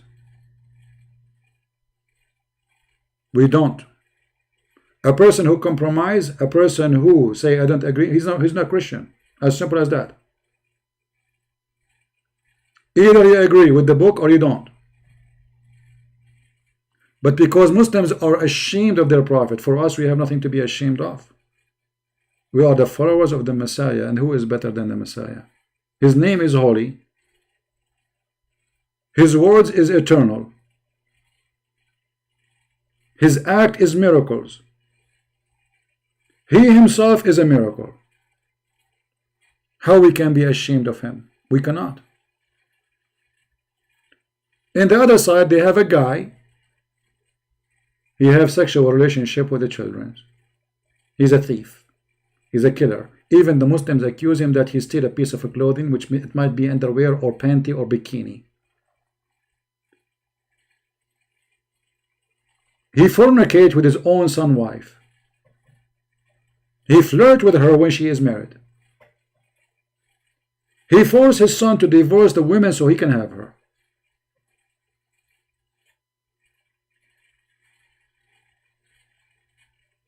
He fabricate verses claiming that Allah gave it to him. And what is the verses? Any woman she want to give her private part for the Prophet. And the Muslim, they say to you, where it says give her private part? It says any Muslim she give herself. To do what exactly with him? what Muhammad would do with that woman who is giving herself to the Prophet. I will give you options. She is going to play chess with him. They are going to study Corona, or they will go to the bed and do boom boom. Which one of them?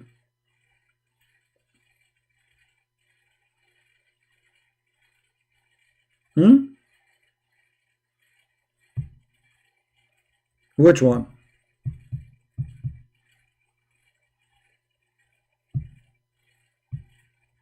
Do we have any Muhammadan before we go?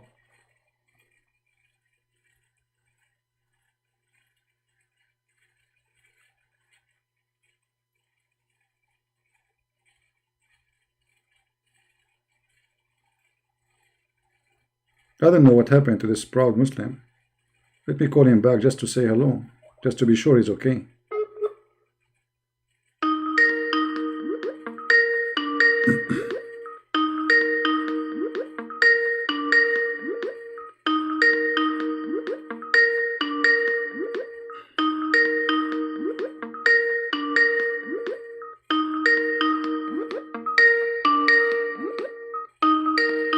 Okay, he's not answering. We cannot force him to talk. The one who will keep repeating the text, I will block you. The one who spam the text, I will block you. Anyone, doesn't matter if you are a Christian, you are a Hindu, you are a Jew, I will block you. This is a warning. Anyone keep repeating the same text in the chat, we will block you. Don't act like a kid. Okay, here we go. Take care.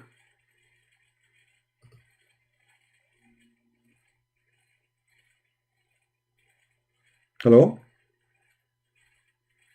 Hello? Yes, my friend. Why you hang up? Where do you go? What happened? It was an accident. Accident. I hope you are okay. Is your finger is okay? Alright. Are you gonna listen to the hadith? Which hadith? Give me the hadith. Go ahead. What? Alright, wait, hold on 1 second. I'm trying to find the number real quick. Yeah, on Sahih Muslim 2024 and 25. The Prophet, he said that that you should drink while you're down instead of standing up. That's proven to have benefits. Okay. What benefit? What is benefit? What do you mean? It's been proven. Proven what? It's like healthier, better. I mean, you can't deny that. So this is because it's healthier, or because it's something else? It's healthier. Where do you get the reference that this is because of health issue? I sent you the link real quick. No problem, but it doesn't say what you are saying. Does it say it's healthier? Read the hadith for me. No. Alright, 1 second. Remember, you are the one who chose the hadith, so I'm going to show you what the hadith is saying, right? Yeah.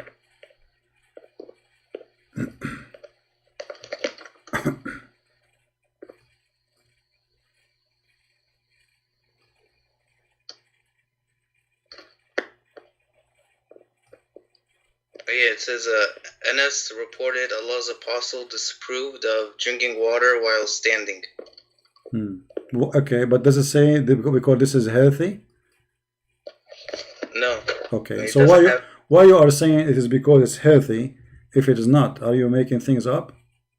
Because anything our Prophet tells us to do, we listen to. I mean, there's lots of things Prophet Muhammad told us to do, and they've been proven to have benefits, like growing your beard and stuff like that. Okay, my friend, your Prophet, he said that people, they do that, the one who do that, the Prophet, he drink sitting because Shaitan, he drink with him. If you drink standing, Shaitan, he drink with you. Alright, what's wrong with that? But you just said to me this is because if it's healthy, but the fact it's superstition is stupid. Alright, how are you gonna say superstition? Don't you Christians believe? Okay, hold on, my friend. How you a second ago you said to me that this is a hadith proven to be healthy, but your Prophet giving the excuse for that because Shaitan he drink with you.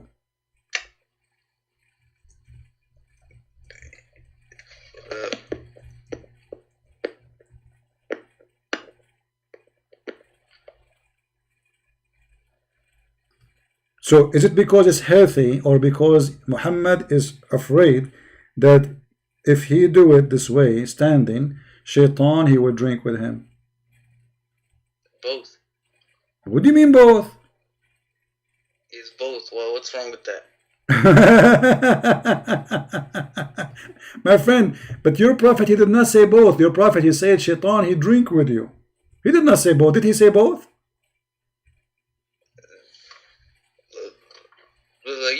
Almost everything in Islam that we do, almost everything has benefits, like fasting and my stuff. friend, everything have a. Why you are changing the topic? Why change topic?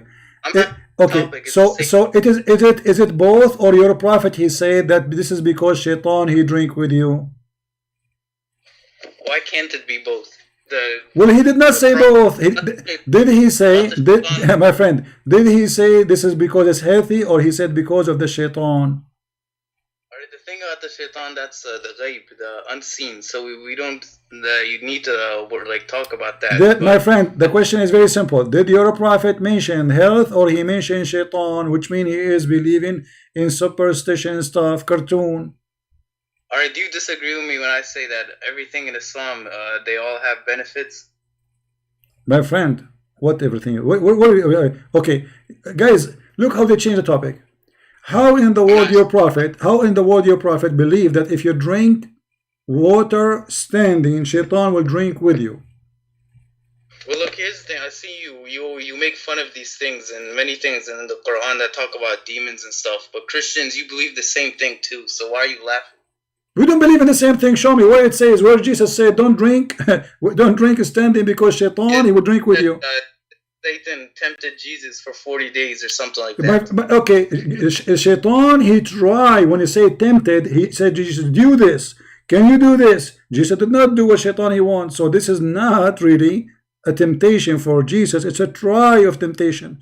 But you're a prophet, and I want to show you the hadith. Did your prophet say, and he agree, that Shaitan, he command him, and he take command from Shaitan? That's not true. Okay, let's see if it's true or not. I will put the hadith for you on the screen, and you tell me if it's true or not. Alright.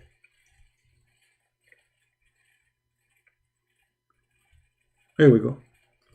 This is Sahih Muslim. It says, none among you who is not attached from among the Shaitan, the devil. The companion, they said, even you, prophet, even you? He said, yes, even me. But Allah helped me against him, so I am safe from his hands, and he does not command me but to do good. Do you see it on the screen, or I'm making things up? What's wrong with the hadith? It said Shaitan can't make the prophet do bad things, can't tempt him to do bad things. Okay, so now you Muslim believe that Shaitan is Allah, because he is the one who command Muhammad. Muhammad received command from who? From Shaitan or from Allah? You can get command from anyone. If you were at the time of the prophet. Oh really? Okay, give me an example of good command of Shaitan. How he is Shaitan and he is giving good command? Like what? How Shaitan giving good commands?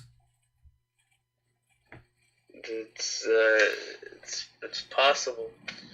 What do you mean possible? It's a Shaitan. The guy is Shaitan. How Shaitan he give good command? I thought a prophet of God, he should only accept command from his God, not from Shaitan. But now we based on your answer and the hadith, Muhammad received command from Shaitan, and Shaitan give him good command. Like what? To kill the Christians? No. Okay, so give me an example of good command of Shaitan.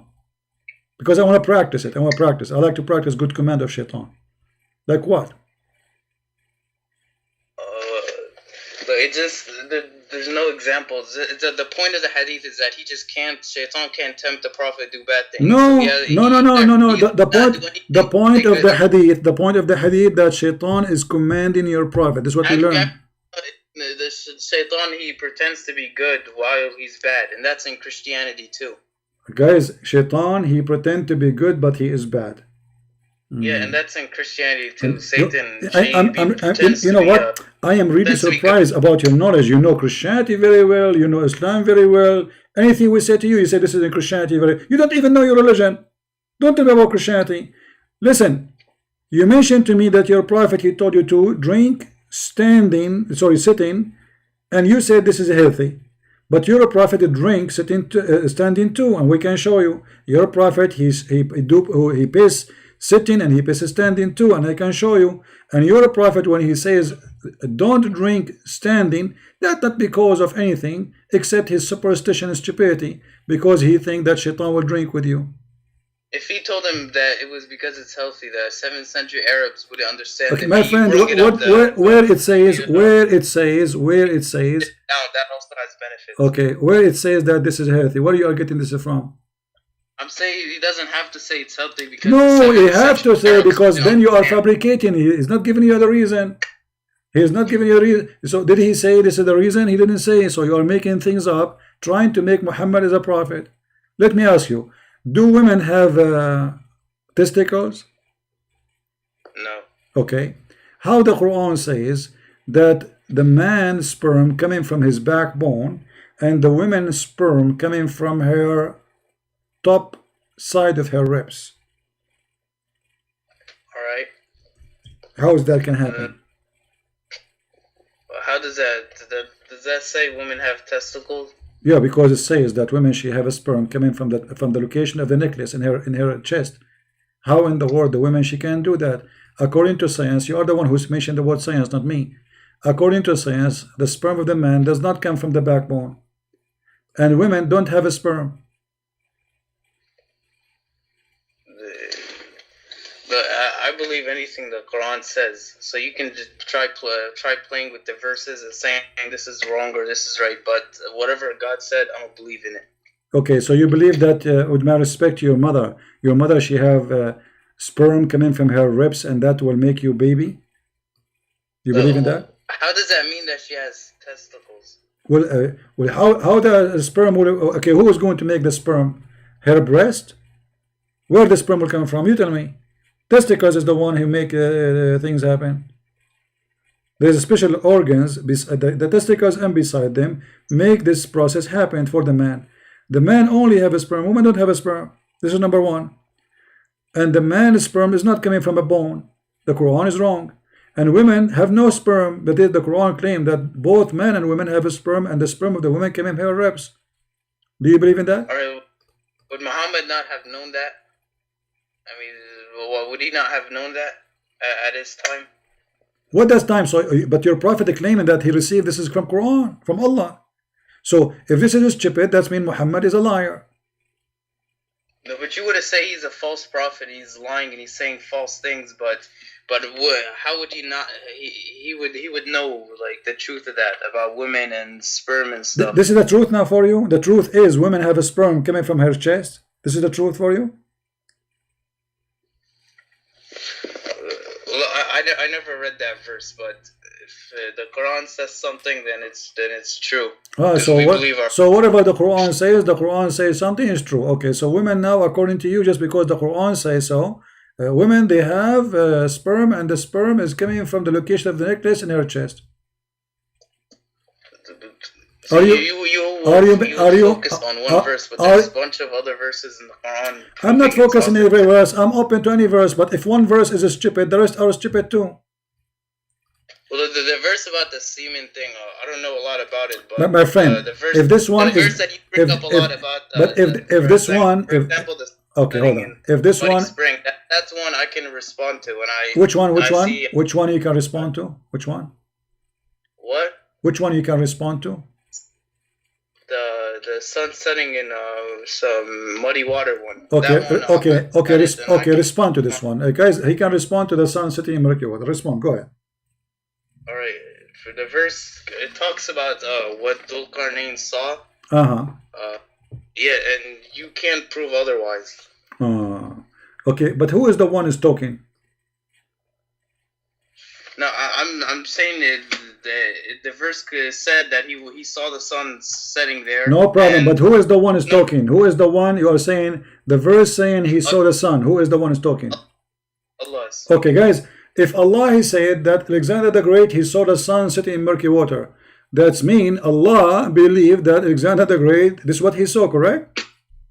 Yeah, I understand Okay. it, but there's a thing. Okay, And but there's read with me.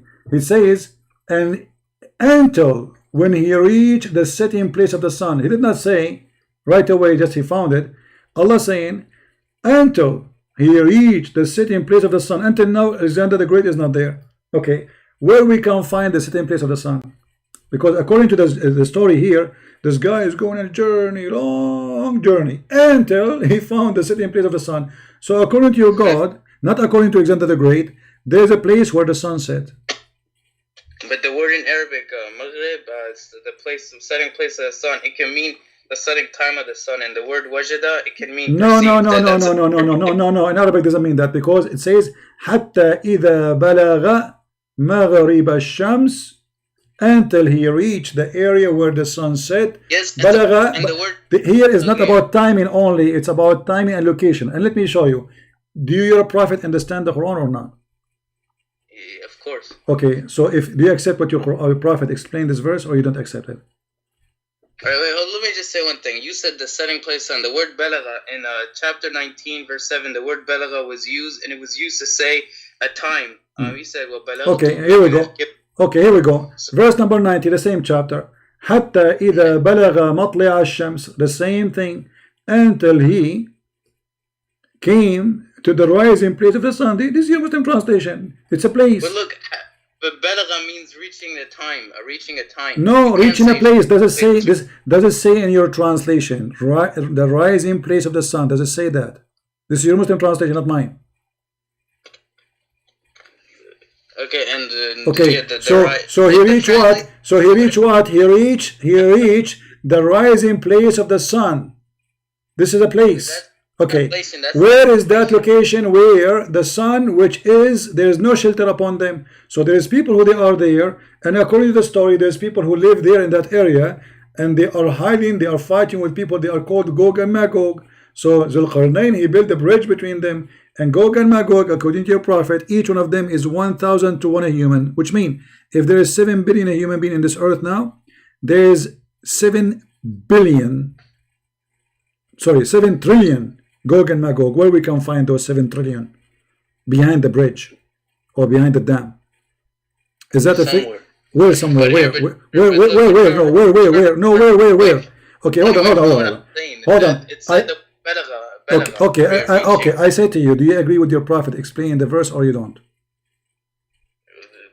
But why are you changing topics? I'm not changing topic. We're talking about Maghrib al-Shams. Do you agree with your prophet? Explain. Do you agree with your prophet explaining how, where he found us? We are not changing the topic. Do you accept your prophet explain the verse? Yes or no? Yes, I do. Okay, let us see what your prophet said, and then everybody will laugh. Here we go.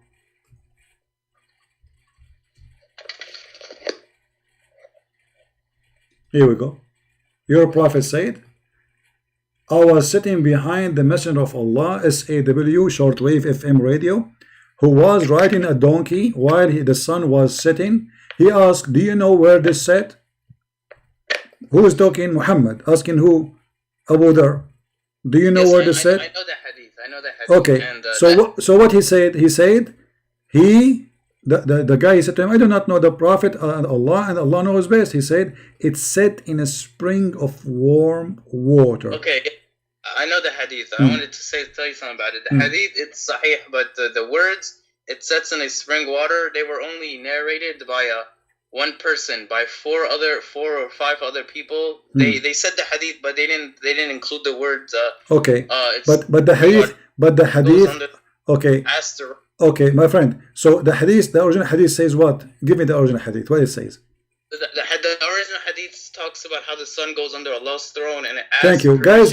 Okay, I will go with you.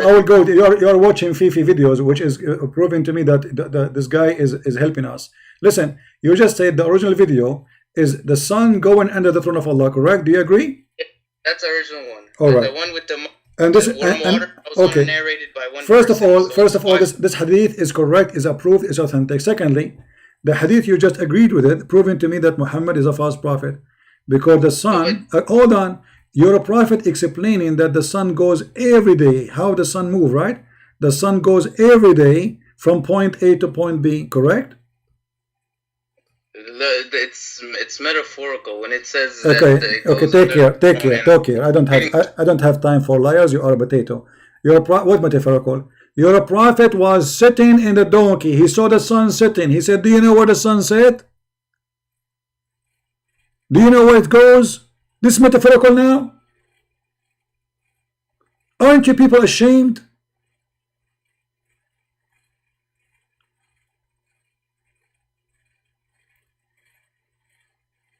And he said, and this is the interpretation of a chapter 36, verse number 38, that the sun runs in its fixed course. And we can go right now and see the interpretation of your scholars. I mean, look how this metaphor. So the other hadith is, brother, not the original, but the hadith is total agreement with the Quran. And the Quran say clearly, until he arrived to the sunset place, he found it. He didn't say he thought. You see, the Muslim, they claim that the Quran is a very good Arabic, top language. But look at the stupidity. If the Quran is a top Arabic, why he's saying he found it? One of the Abdul, he said that, don't call me again, I don't have time for kids. Why you are calling me? Why you are calling me? Why you are calling me? I don't. You see, either you show me a proof of what you are saying, or don't lie. Can you show me one person saying this metaphorical? Even Fifi, the one you mentioned his name, he said it's not metaphorical. Why you are lying? He hang up.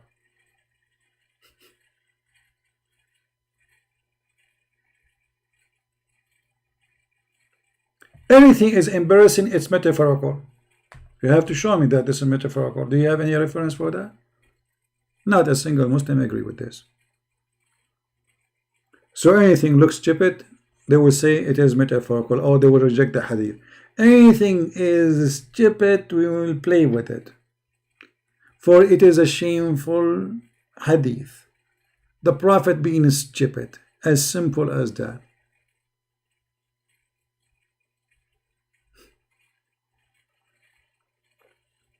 This is what happened when you follow a cult.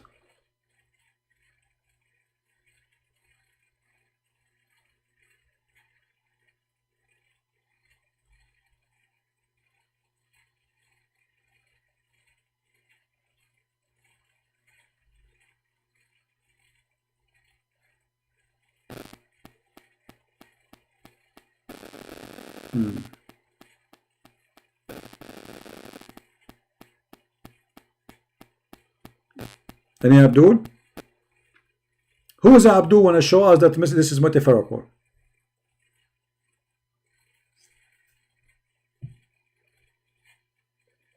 Where Muhammad, he said that the sun goes every day. Who want to show us that?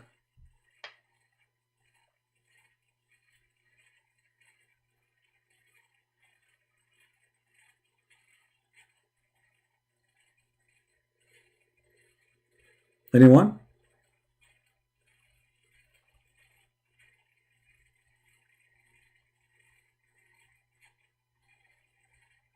Who want to show us that this is metaphorical? So you make things up just to escape the humiliation.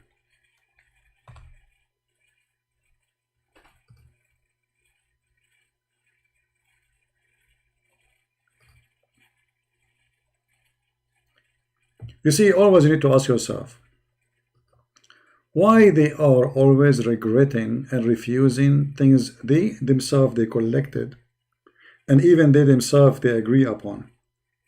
Like the potato Fifi in the previous video, he said, I made a video about him just 2 days ago in the Christian Prince account, different account, it's just additional backup account, where he said this hadith is da'if. About what? About the dajjal eating the goat eating the Quran.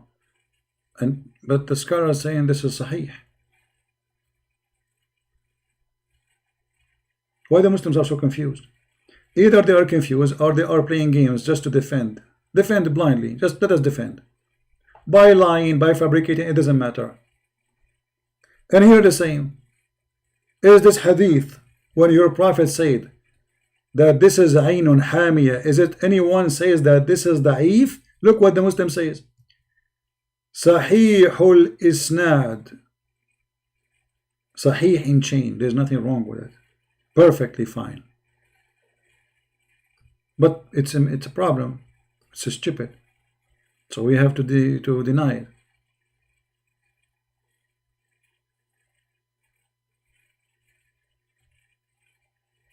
Right?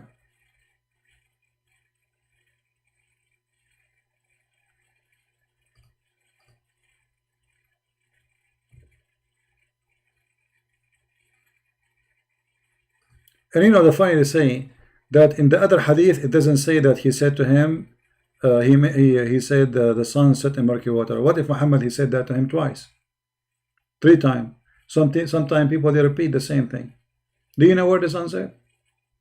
Oh, you told me before where the sun set. Or maybe he says up okay, where? To learn more from the Prophet. So is it possible that Muhammad he mentioned that twice or 3 times or 4 times? Muhammad he keep forgetting things, obviously. Muhammad is not healthy in his brain, obviously. Muhammad even he forget the Quran.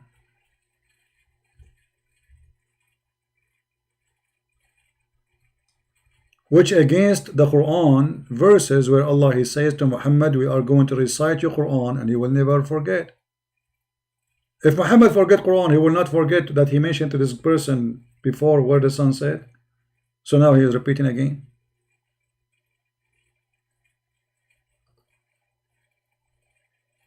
And now Muhammad forget the Quran, but the Muslim they say we recite the Quran by heart. That means they are more qualified than Muhammad himself.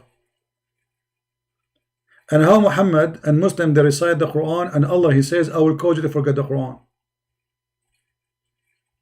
And how Allah in the Quran says to Muhammad, I will give you Quran and you will never forget. It's an endless stupidity and contradiction.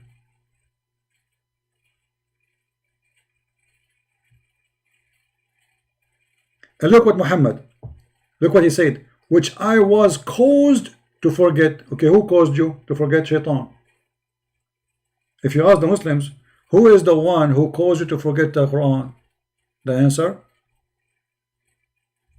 Shaitan. So Muhammad is under the command of Shaitan.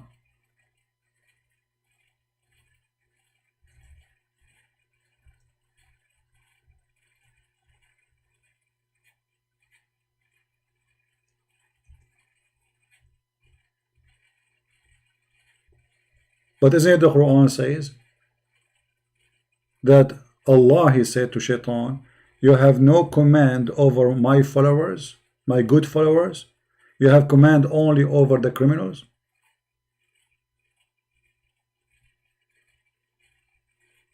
Huh?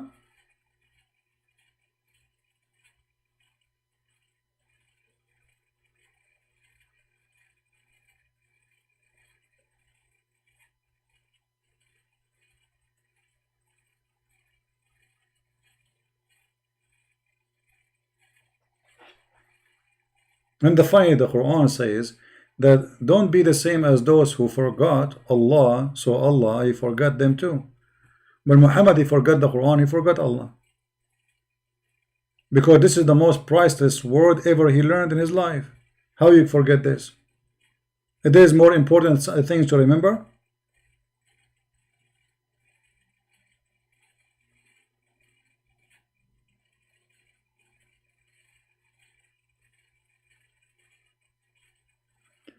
In this, we have Muhammad Khan is calling us. Let us see what Muhammad he want. How are you, Mr. Muhammad? Hello. Yes, Muhammad, we are live on air. What do you like to say to us? Go ahead. Yes, this is Shiraz again, and if you remember, I spoke to you 2 weeks ago. All right. Yeah, I spoke to you last time. You hung up on me, and I didn't actually misbehave with you, but I don't know why you. Because obviously you are wasting my time. I hang up on people when I lose my patience with them. Go ahead. What do you want to say to us? Remind what last time you were saying. I was saying to you that I was like you was telling me something, and I was saying to you that it's a different story or maybe. But the thing is this that I bought a Bible last week, and I'm studying, and I'm studying with my cousin also. One of my cousin as well. So what about the Quran now? You don't want to know about Islam anything? No, it's not about Quran. I'm studying a Bible. You're still a Muslim? I'm checking something. Do you still a Muslim? I'm a Muslim right okay, now. so why you are a Muslim? Why you are a Muslim? Why you are a Muslim? Okay, why you are changing topic then? As long you are a Muslim, my friend. As long you are a Muslim, tell me about Islam. Why you are a Muslim? If there is any proof make you believe Islam to be true? Because I'm born in a Muslim family, and this is not a question. Like you said I'm a Muslim. Yeah. So are you a Muslim because you are born of a Muslim family and Islam is false, or because you believe Islam is true?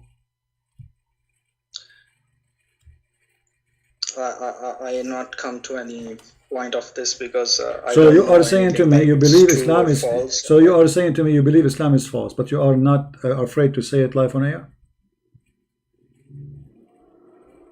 Right now, I cannot say I'm studying Bible. I'm studying Christian. My friend, forget about okay. You study the Bible. Okay, thank you. I'm glad you are studying the Bible. But why you don't give me a clear answer? Do you believe Islam is a true religion or it's a false religion? Why it's hard to say? Do you see why I'm hanging up on people? I hang up because I lose my patience. I have to repeat the same question 1 million times. I'm not a kid, and you are not a kid. So if we are not willing to talk, where I cannot determine that Islam is a true religion or false religion, I'm okay. confused. What is stopping you? Okay, you are confused. What is stopping you? What is like, you know, when I say I'm not sure I should do it or not? Okay, what is making you not sure? Because the more I'm studying Bible every day, many things are coming to me. It's new, and it's I'm amazed. I was told that it's changed, and the only Urdu Bible that I have found in Pakistan, it's King James version, and no other version or anything. So I'm studying, I'm comparing with other versions. It's almost the same thing. Nothing is changed, nothing is different, and what I've been told was false, lied by many friends or scholars. So this is the fact that I was found, and yes, I'm studying, and I'm every day I'm educating myself. So I think I need one more week or 2 more weeks to get more questions for you, so I can send you by Skype, and I want you to educate me more. No problem. Are you watching our channel always when I go live on air? Yes. Okay. Yes, every day I'm watching. So what do you think? What do you think about the Muslim answers, about what I say? What you learn from this? What is your conclusion? The conclusion is this: like right now, that whoever coming and debating you, they are like they don't know what they are saying. Exactly. They don't know what they are saying. Yeah. So. But why you think they are like this? Why they are doing this? Do you think those people really do not know what they are saying, or because they have no answer, so they get it's embarrassing, so they try to fabricate answers, and it make them look stupid? What do you think? I think it's 50-50, because as being a Pakistani Muslim, and what I've been told from all of my life, like 50% of this, that all Christians, they are saying it's totally false. Bible has been corrupted and changed, and they are telling wrong things. And the second thing is that we have been told, we are the superior one, and all the other Christians and Hindus and other people, they are like insects, or like not the same people. Yeah, they are animals. Yeah, kal an'am. Of course, yes. Yeah. That's the other thing as well. Yeah. Well, my friend, you know, I'm willing to help you, and if I hang up on people, because you know, if you sit in my chair, you will find how much like it is really too much stress, because I hate stupidity. You know what? I hate it. So there's one thing in life I hate. I will never hate Muslims. I will never hate people. I will never hate a human being. But I hate stupidity. Yeah. Stupidity is the biggest disease in this earth, which is more dangerous than this Quran virus, Corona. So they call me, and I cannot find one person is mature to talk to me. I mean, is it really possible that in this earth there is not a single Muslim is mature? If you see all the videos, the Muslims, when they try to refute us, it is hilarious. It's a comedy, it's a joke. And always, oh, this hadith is weak. Oh, let me tell you, this hadith is narrated by this guy, and this guy narrated by this guy, and this guy, but this guy is not equal to that guy. I mean, they try to find any solution. It is very, very, very silly.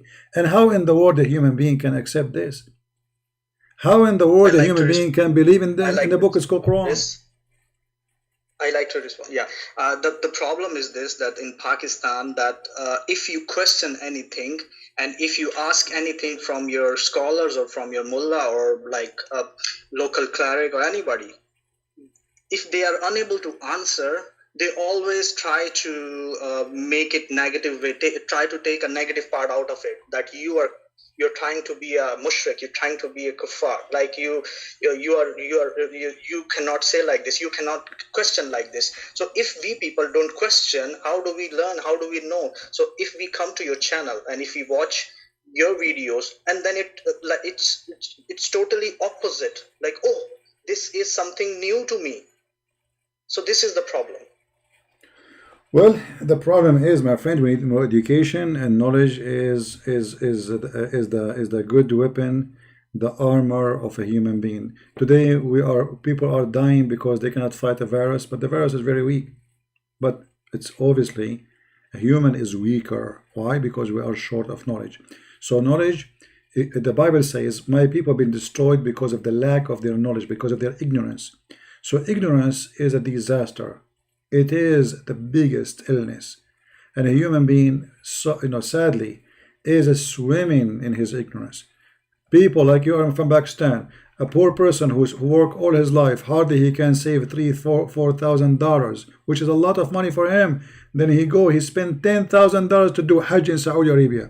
So he make the Saudi rich and he go back poor. Why? Because he want to go and kiss a black stone, and this black stone, by kissing it or touching it, it's forgive and erase his sin. I mean, this is ignorance. Imagine how much money those poor Muslims are wasting. They can build schools, they can build universities, they can build laboratories, they can build manufacturers, they can create jobs, they can open the eyes of the women, they can educate themselves.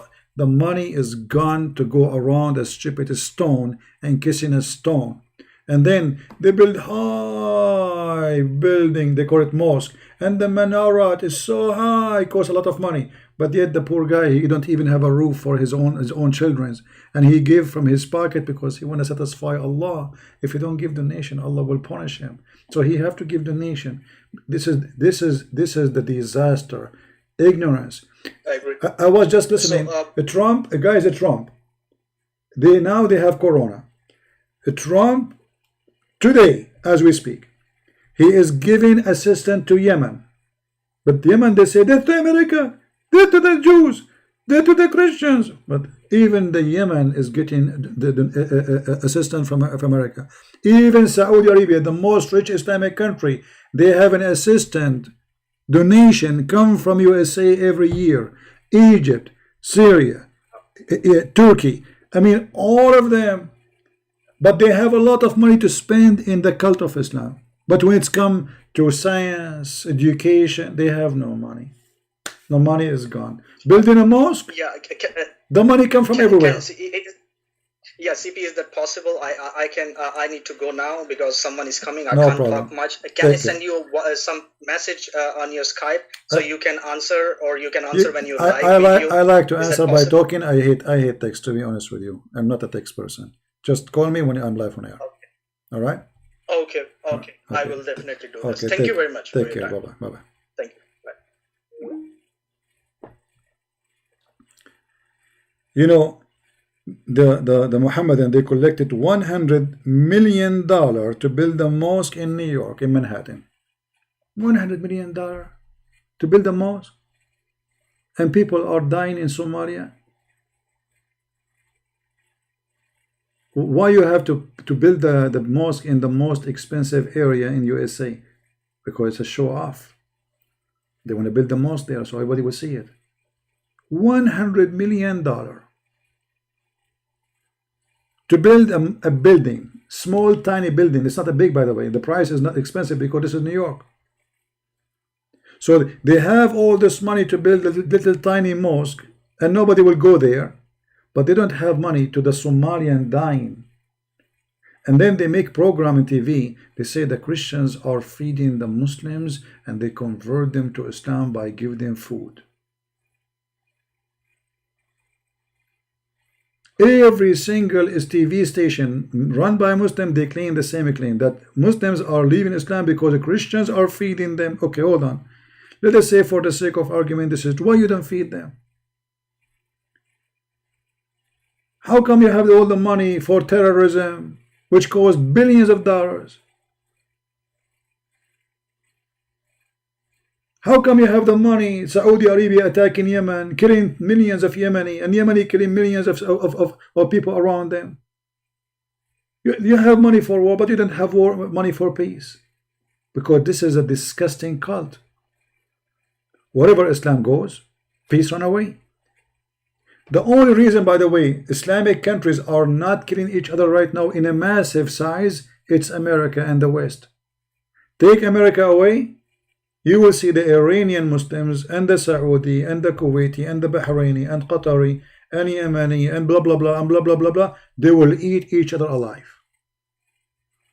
The only one is stopping them from eating each other is USA.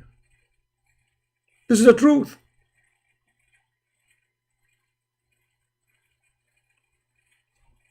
If not George Bush, Saddam Hussein will eat all the Middle East.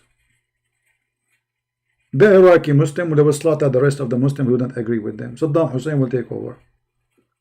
And this is what they do for a living always. This is not something new.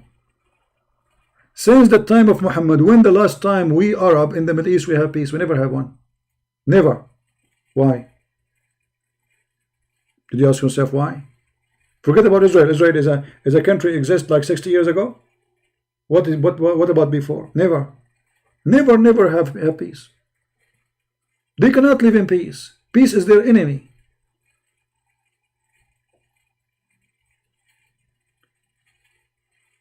And they blame America for, but before America you kill each other. Even Muhammad family, he was killed by the Muslims. You believe it? The guy, he just died. He is their prophet. They slaughter his family. They slaughter them and they play with their head in like a volleyball. They put the heads of his grandchildren in a stick. The Caliphate Uthman, the one who collected the Quran, they took the hair of his beard one by one, torturing him before they slaughter him and cut his head. And then after they cut his head, they play with the head in the street. And the kids play with it. And after that, they refuse to bury him with the Muslims. And after that, they dump him with the garbage. And then after that, people at night, they came and they stole the body and they bury it somewhere. This is Islam. It's not the Christians who killed the Caliphate. It is Muslims. It's not the Christians who killed the grandsons of Muhammad. It's not even the Jews. It was Muslims.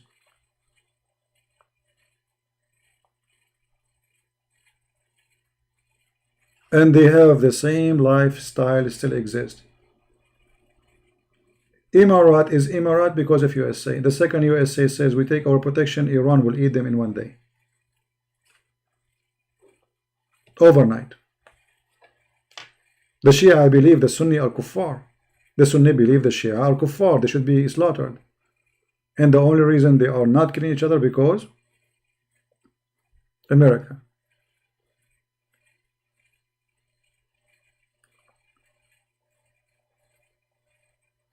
As simple as that.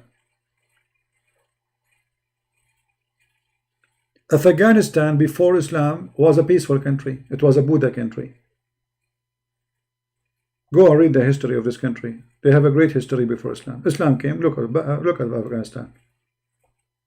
Look what happened.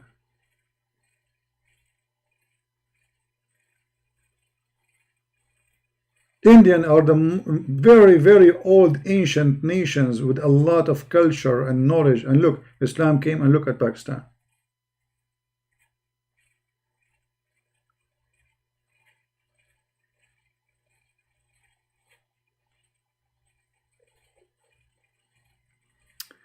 Salahuddin al-Ayyubi. CP, don't talk about things you do not know. Okay, Salahuddin al-Ayyubi. Your name is Salahuddin al-Ayyubi. Who is Salahuddin? Why you Muslims are killing the Kurdish? You are slaughtering the Kurdish in north of Syria because they reject Islam and they don't want to be Muslims. But you kill yourself, Salahuddin al-Ayyubi. Not only you kill the Kurdish, you wage jihad. Erdogan, he called it the army of the Muhammadan. And what is their duty? To kill the Muslim Kurdish. Don't talk about something you do not know.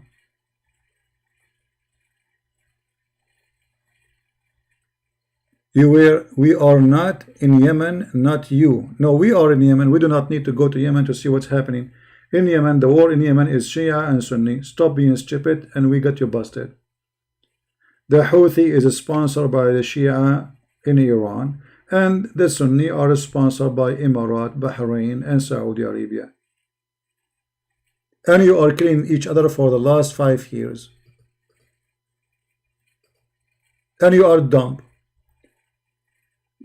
Because after 5 years of killing each other, destroying the country, causing the hunger of millions, all kinds of diseases, when you will stop? You will never stop because you are a Muslim.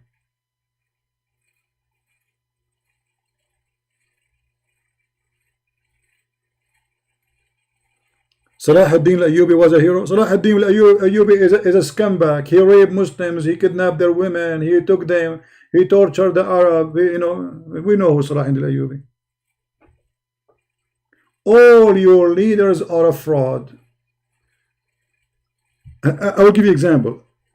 Khalid ibn al-Walid, the most famous, the Muslim, they call him the sword of Allah. He killed a man, he raped his wife, and he cooked him, and he ate him.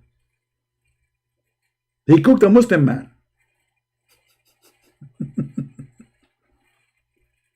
All of you are a fraud.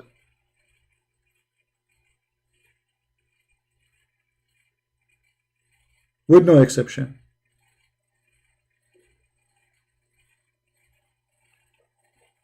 And this is why the Muslim today, they are desperate to flee to Europe because they cannot find a good living in their countries. Everything is a fraud there.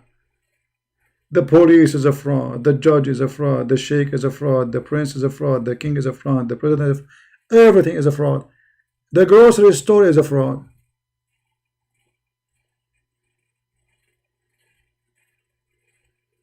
The butcher in the Middle East, the butchers, they kill dogs, they kill cats, and they put their meat with the beef. In the health center, which is supposedly from the government, they stamp the cow if it is healthy or not. If it's not healthy, they throw it in the garbage. The Muslim butchers, they came at night, they steal the garbage, which is dead animal, which is sick, is not allowed to sell it. It's not good for selling.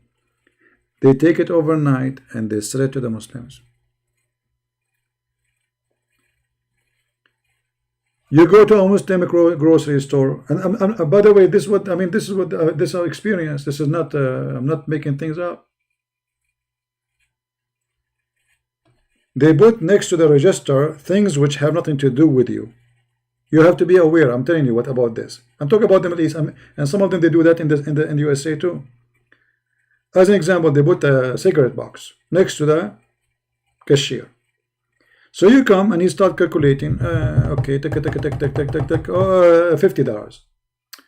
Now, if you check out, you will find that he added a cigarette box, but you don't even smoke. You did not buy a cigarette. You go back, you say, hey, you charged me for a cigarette box. What cigarette box? Oh, you know what? Look at it. It's here, still here. I thought this is yours. Maybe some other customer, he left it here. And they charge every customer walk by for the same cigarette box.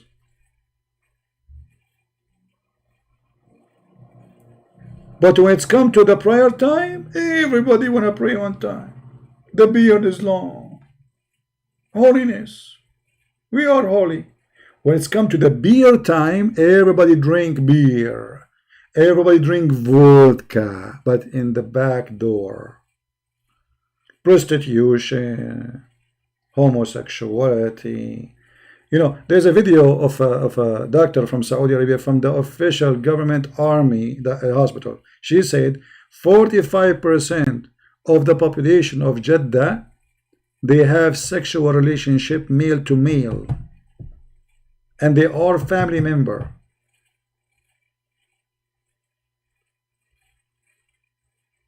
Go watch the video. I'm just trying to remember the percentage. I think she said 45. Have you ever heard of 45? This is a huge, this is almost the half of population. What do you mean 45? This is a disaster.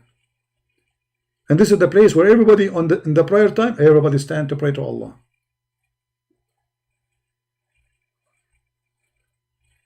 And we are reporting facts. We are not making accusation. And the reason for that, when you are living in a taboo, then you do not know the person. You do not know really his reality is. Give him a freedom, then you will know if he is really want to pray or not. So they force people. And, you know, like somebody asked me why in the Middle East there's a huge number of homosexuality and lesbian. Very simple. A girl, she cannot go and see a boy. She cannot even have a coffee with him. So what she do? The only one who can come and sit in her place with her in her room is her friend who is a female, or her cousin. Oh, mom, can she sleep with me in there? She's a girl. Okay, she's okay because she's a girl. It's okay, no problem. And no, those girls, they are teenage, and they have hormone, and they start doing things which is not supposed to happen. Same for the male. The male, he cannot go and see a female. Who can go and visit him in his room? His cousin or his friend who is a male like him. And they have needs, and they have sexual needs. And this is why homosexuality in the Middle East is so huge. Scary. But if you speak to them, they will say about the West, the evil West, the homosexuality in the West, and supposedly the West is ugly, but go and see what they have there. Drugs, prostitution, you name it.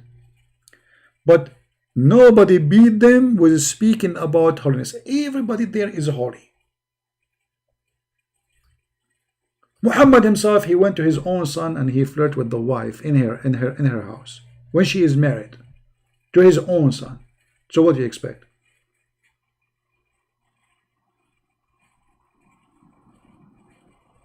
And now, I'm not saying all Muslims, they do that. For sure, there's people who they are good equality, and there's people who they are not. But generally speaking, this is how it is. And for sure, always there is exception.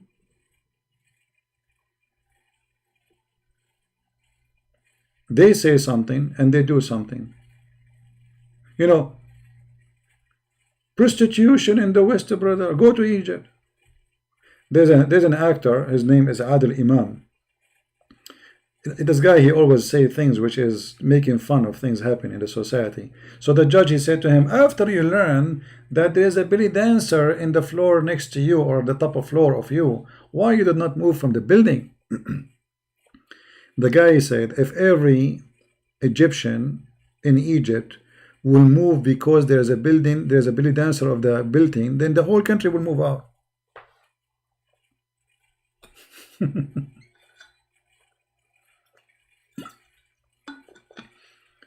They go crazy because a church is built in a village, but nobody go crazy for the nightclubs open 24 hours, 7 days a week, belly dancing, drinking, prostitution, drugs, open wide.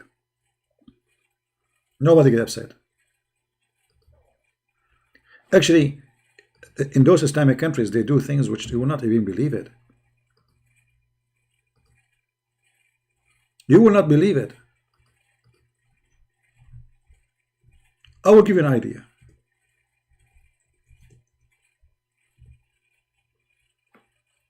The most aggressive Muslims in the Middle East, they are the Egyptian Muslims, like Mimi Hijab. But this is Egypt. They bring you a naked woman in the stage. Look at this. I don't know if you can see. It is even disgusting. It's not even good to look at it. It's mean you feel like you want to vomit. This is in the street. And the sheikhs don't complain, brother. Nobody complain, brother.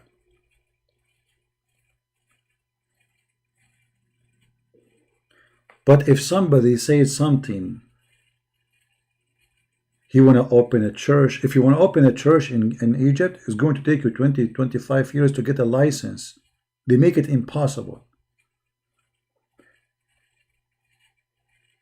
They heard that there is a group of Christians praying in a house. The Muslims, they surround it and they start throwing rocks and they set fire in the house and almost everybody get killed. And then there is a woman, I think, get killed in this incident. But look at this. This is Egypt. Let me show you. I'm trying to show you. All of this is, I guess I'm searching for the wrong name.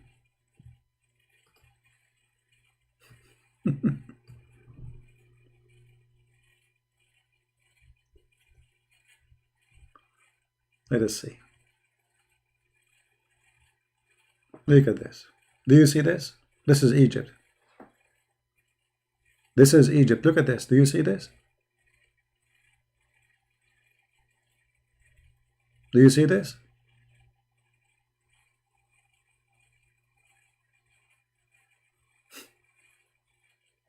This is in the street. This is not in a private place. In the street. They make decoration. They put rags in the street. And then people, they gather and look what they bring. Look at this. In the street. But the second you speak about religion, all of them, they are very religious. Forget about Egypt. What about the rest? Is the rest is better? No. Look at this. Those are not Egyptian. Those are the Arab. The Egyptian are African. Look how the Arab look. They bring women, and those women, they shake their bum. They sleep in the floor, in the top of each other, doing homosexual act. And nobody complain. Look at this. Look how beautiful, brother. Praise be to Allah. Very Islamic, brother. I mean, can you do this? Can you? You cannot. Can you do this, brother? For sure you cannot. Or what about this? Can you? Or what about this?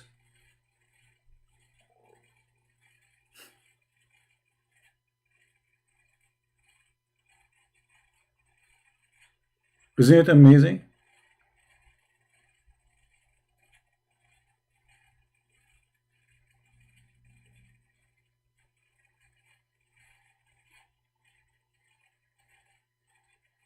But look at this guy, where his look at his eyes, where his eyes is.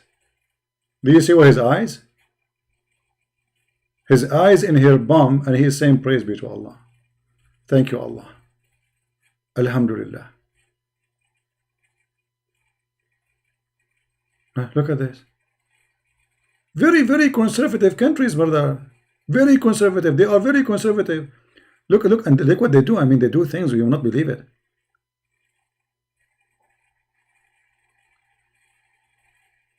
One of the disgusting thing they do, like women, she sleep, and the other woman, she sleep in the top of her, and then the third woman, she stop in the top, and they start like doing praise be to Allah. I believe in Allah now. I mean, look at this. Endless videos. Endless. They report my videos, but nobody report those videos. They will never report them. Are you kidding me? Look. How many view for this video? 3.9 million Muslim. How many? 3.9 million Muslim. Not a single one reported video, but my video they reported. My video is dangerous. This video is not dangerous. This video is halal. It's fun, brother. You see, this is what I told you. This is what you do. You see what they do? Two women in the top of each other. This is in public. Two women in the top of each other.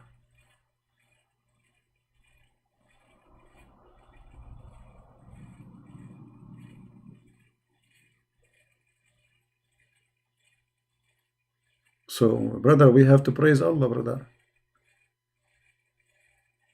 I mean, can you do this? You cannot do this. This is halal move. We are people who eat only halal food. We, everything we do is halal. Halal. Can you do this? Look at this. Look at this fast movement. Can you do this? You cannot do that. Even Superman cannot do that. Look how fast they move it, my brother. It's like they have electricity or something in there. Look at this.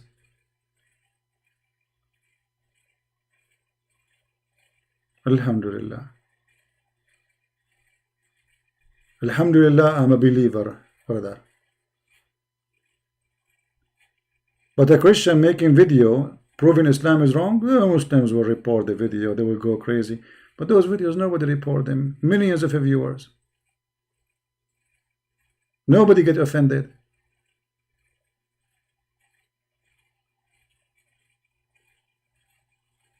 CP, do you watch those videos daily? My friend, not daily, to be honest with you. Depends when I am live, because I show people what you Muslim do. Brother, do you watch these videos daily? Are you saying to me, do I watch your sister daily? No, brother, I watch it occasionally. Are you happy now? And look, they are all conservative wearing hijab, brother. I mean, we have to be honest here. They are wearing hijab. They don't show their hair. I mean, come on. What do you want more? Not a single one of them, she is not wearing hijab. I mean, we have to be honest. Hijab is a must. It's impossible, brother. Very conservative. Look how conservative. Yes, she is bending over, yes, brother. Yes, she is shaking it, yes, brother. But she is wearing hijab.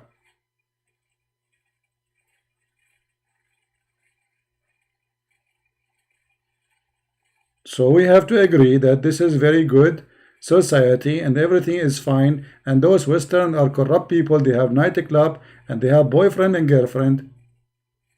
In the Middle East we have Ma'laya.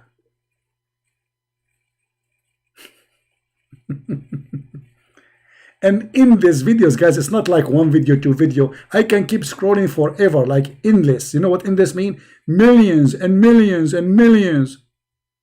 Look, I can keep scrolling forever, non-stop. Praise be to Allah.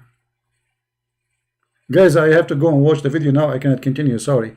I mean, this is too much getting me, like, I'm in the mood now to watch, and not only that, some of them even, when they dance, they say Allah, Allah, Allah, Allah, Allah, Allah, Allah.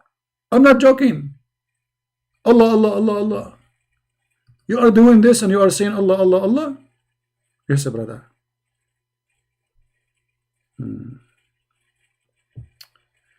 Why women kiss the feet of Jesus? This is fetish for you? Because you are expert, my friend, in the fetish things. That's why you think it's fetish. Expert in the fetish.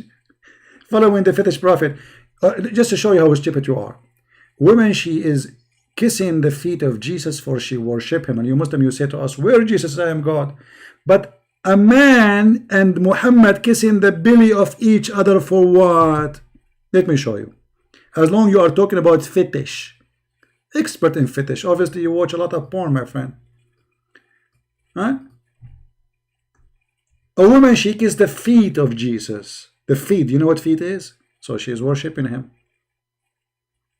But you're a prophet and a man getting naked, taking off their t-shirts, kissing each other in their belly side, down their belly. For what reason, brother? Brother, why? You tell me, brother. Why a man? Look. The brother, the prophet came, he poked the man under his ribs with a stick. The man, he said, let me retaliate for you, prophet. And then he said, he took retaliation. He said, you are wearing a shirt, but I am not. So now we have one man is half naked. The prophet said, then he raised his shirt. Like, what the heck? So now we have Muhammad is topless and the guy is topless, and then he raised his shirt and the man embraced him and began to kiss his side. Where? The fact in Arabic doesn't say his side, it says kashhahu, which means down his stomach, from his stomach and down. Have you ever heard of a man kissing a man? Why a man would kiss a man? You see, if a brother saw a brother, I understand. They hug each other, they kiss even each other in the cheek. But this is a guy, he's a prophet, and this is a guy, he's not even a family. And now where the kissing is happening, down their belly. And they are left in their t-shirts, and hey, prophet, you are wearing t-shirt, I'm not wearing t-shirt. I want to kiss you. And then when he started kissing him, he said to him, don't stop. This is how I like it. Then he said, brother, this is what I wanted. I swear by Allah, this is what I wanted. This is what I want. Don't stop. Right there, don't stop. And you are talking about fetish, you idiot. You're talking to Christian Prince. So you brought humiliation for your prophet when we were talking about something else. Good for you. I'm so proud of you. And now they will say to you, this is weak, brother. No, it's not weak. This is sahih.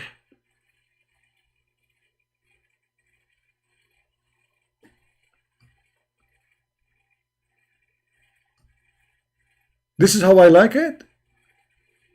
Oh, brother, don't stop. Right there, brother. Don't stop. Exactly there, brother. This is what I wanted. What is this?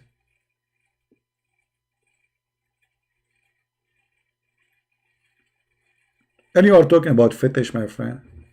Shame on you.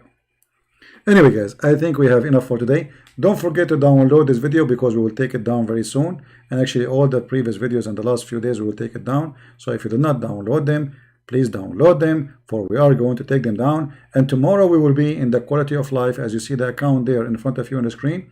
So if you like to join us in the morning, Quality of Life M27 is going to be our next broadcast. So if you usually in the weekend I go there only. So if you don't see me in the weekend here, that's mean I am there. So you better subscribe. And remember, there we don't talk about Islam. There we don't talk about garbage. I mean, we have enough garbage of Muhammad here. So this one is the dirty channel. There is different story, different level of talk. So join us if you like to be with us. And I hope today we will learn something good. And those who are Muslims who call me, feel free to download my video. And if you are brave, post it in your channel if you are proud about what you said to me when you called me. Prove it. Prove that your answers was good by downloading my videos, posting them in their channels. Get them busted. Get me busted. And actually, I like it when Muslims, they try to refute me because that will bring more Muslims and more Muslims will leave Islam. It's always worked for our benefit. Some people, they say, why don't report those Muslims? They are making videos and playing your video. Never do that. It is for our benefit that they do what they are doing. More Muslims will come and more Muslims will learn and more Muslims will leave Islam. They think they are fighting us. The fact they are helping us. I really appreciate them. Any Muslim who fight me, he is helping me. It is the best way to invite people out of this cult by the help of the Muslims. Especially we use their answers to expose Islam. So I want to say thank you. Again, if you want to join us tomorrow, every weekend we go live Friday, Saturday, Sunday usually in the Quality of Life M27. And actually, let me find you the link so you guys can go and join us for the video tomorrow. Let me grab the link. All right, this is the link.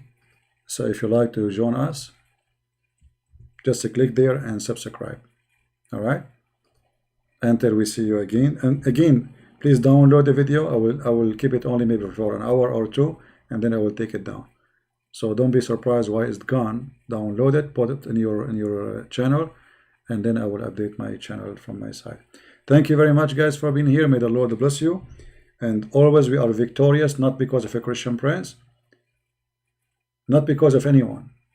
We are victorious only for the Lord. He is our supporter. If the Lord is with me, who could be against me?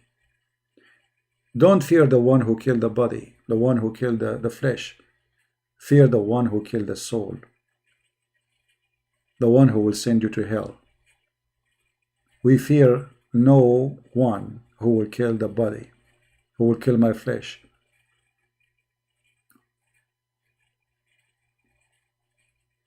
Always be victorious with him. And this is why they are losers. The more they defend, the more they help us. And the more we are in victory. And the more Muslims leave Islam. Thank you. May the Lord bless you. Until we see you soon again. Tomorrow, God is willing. Christ is Lord. And Islam is false. See ya.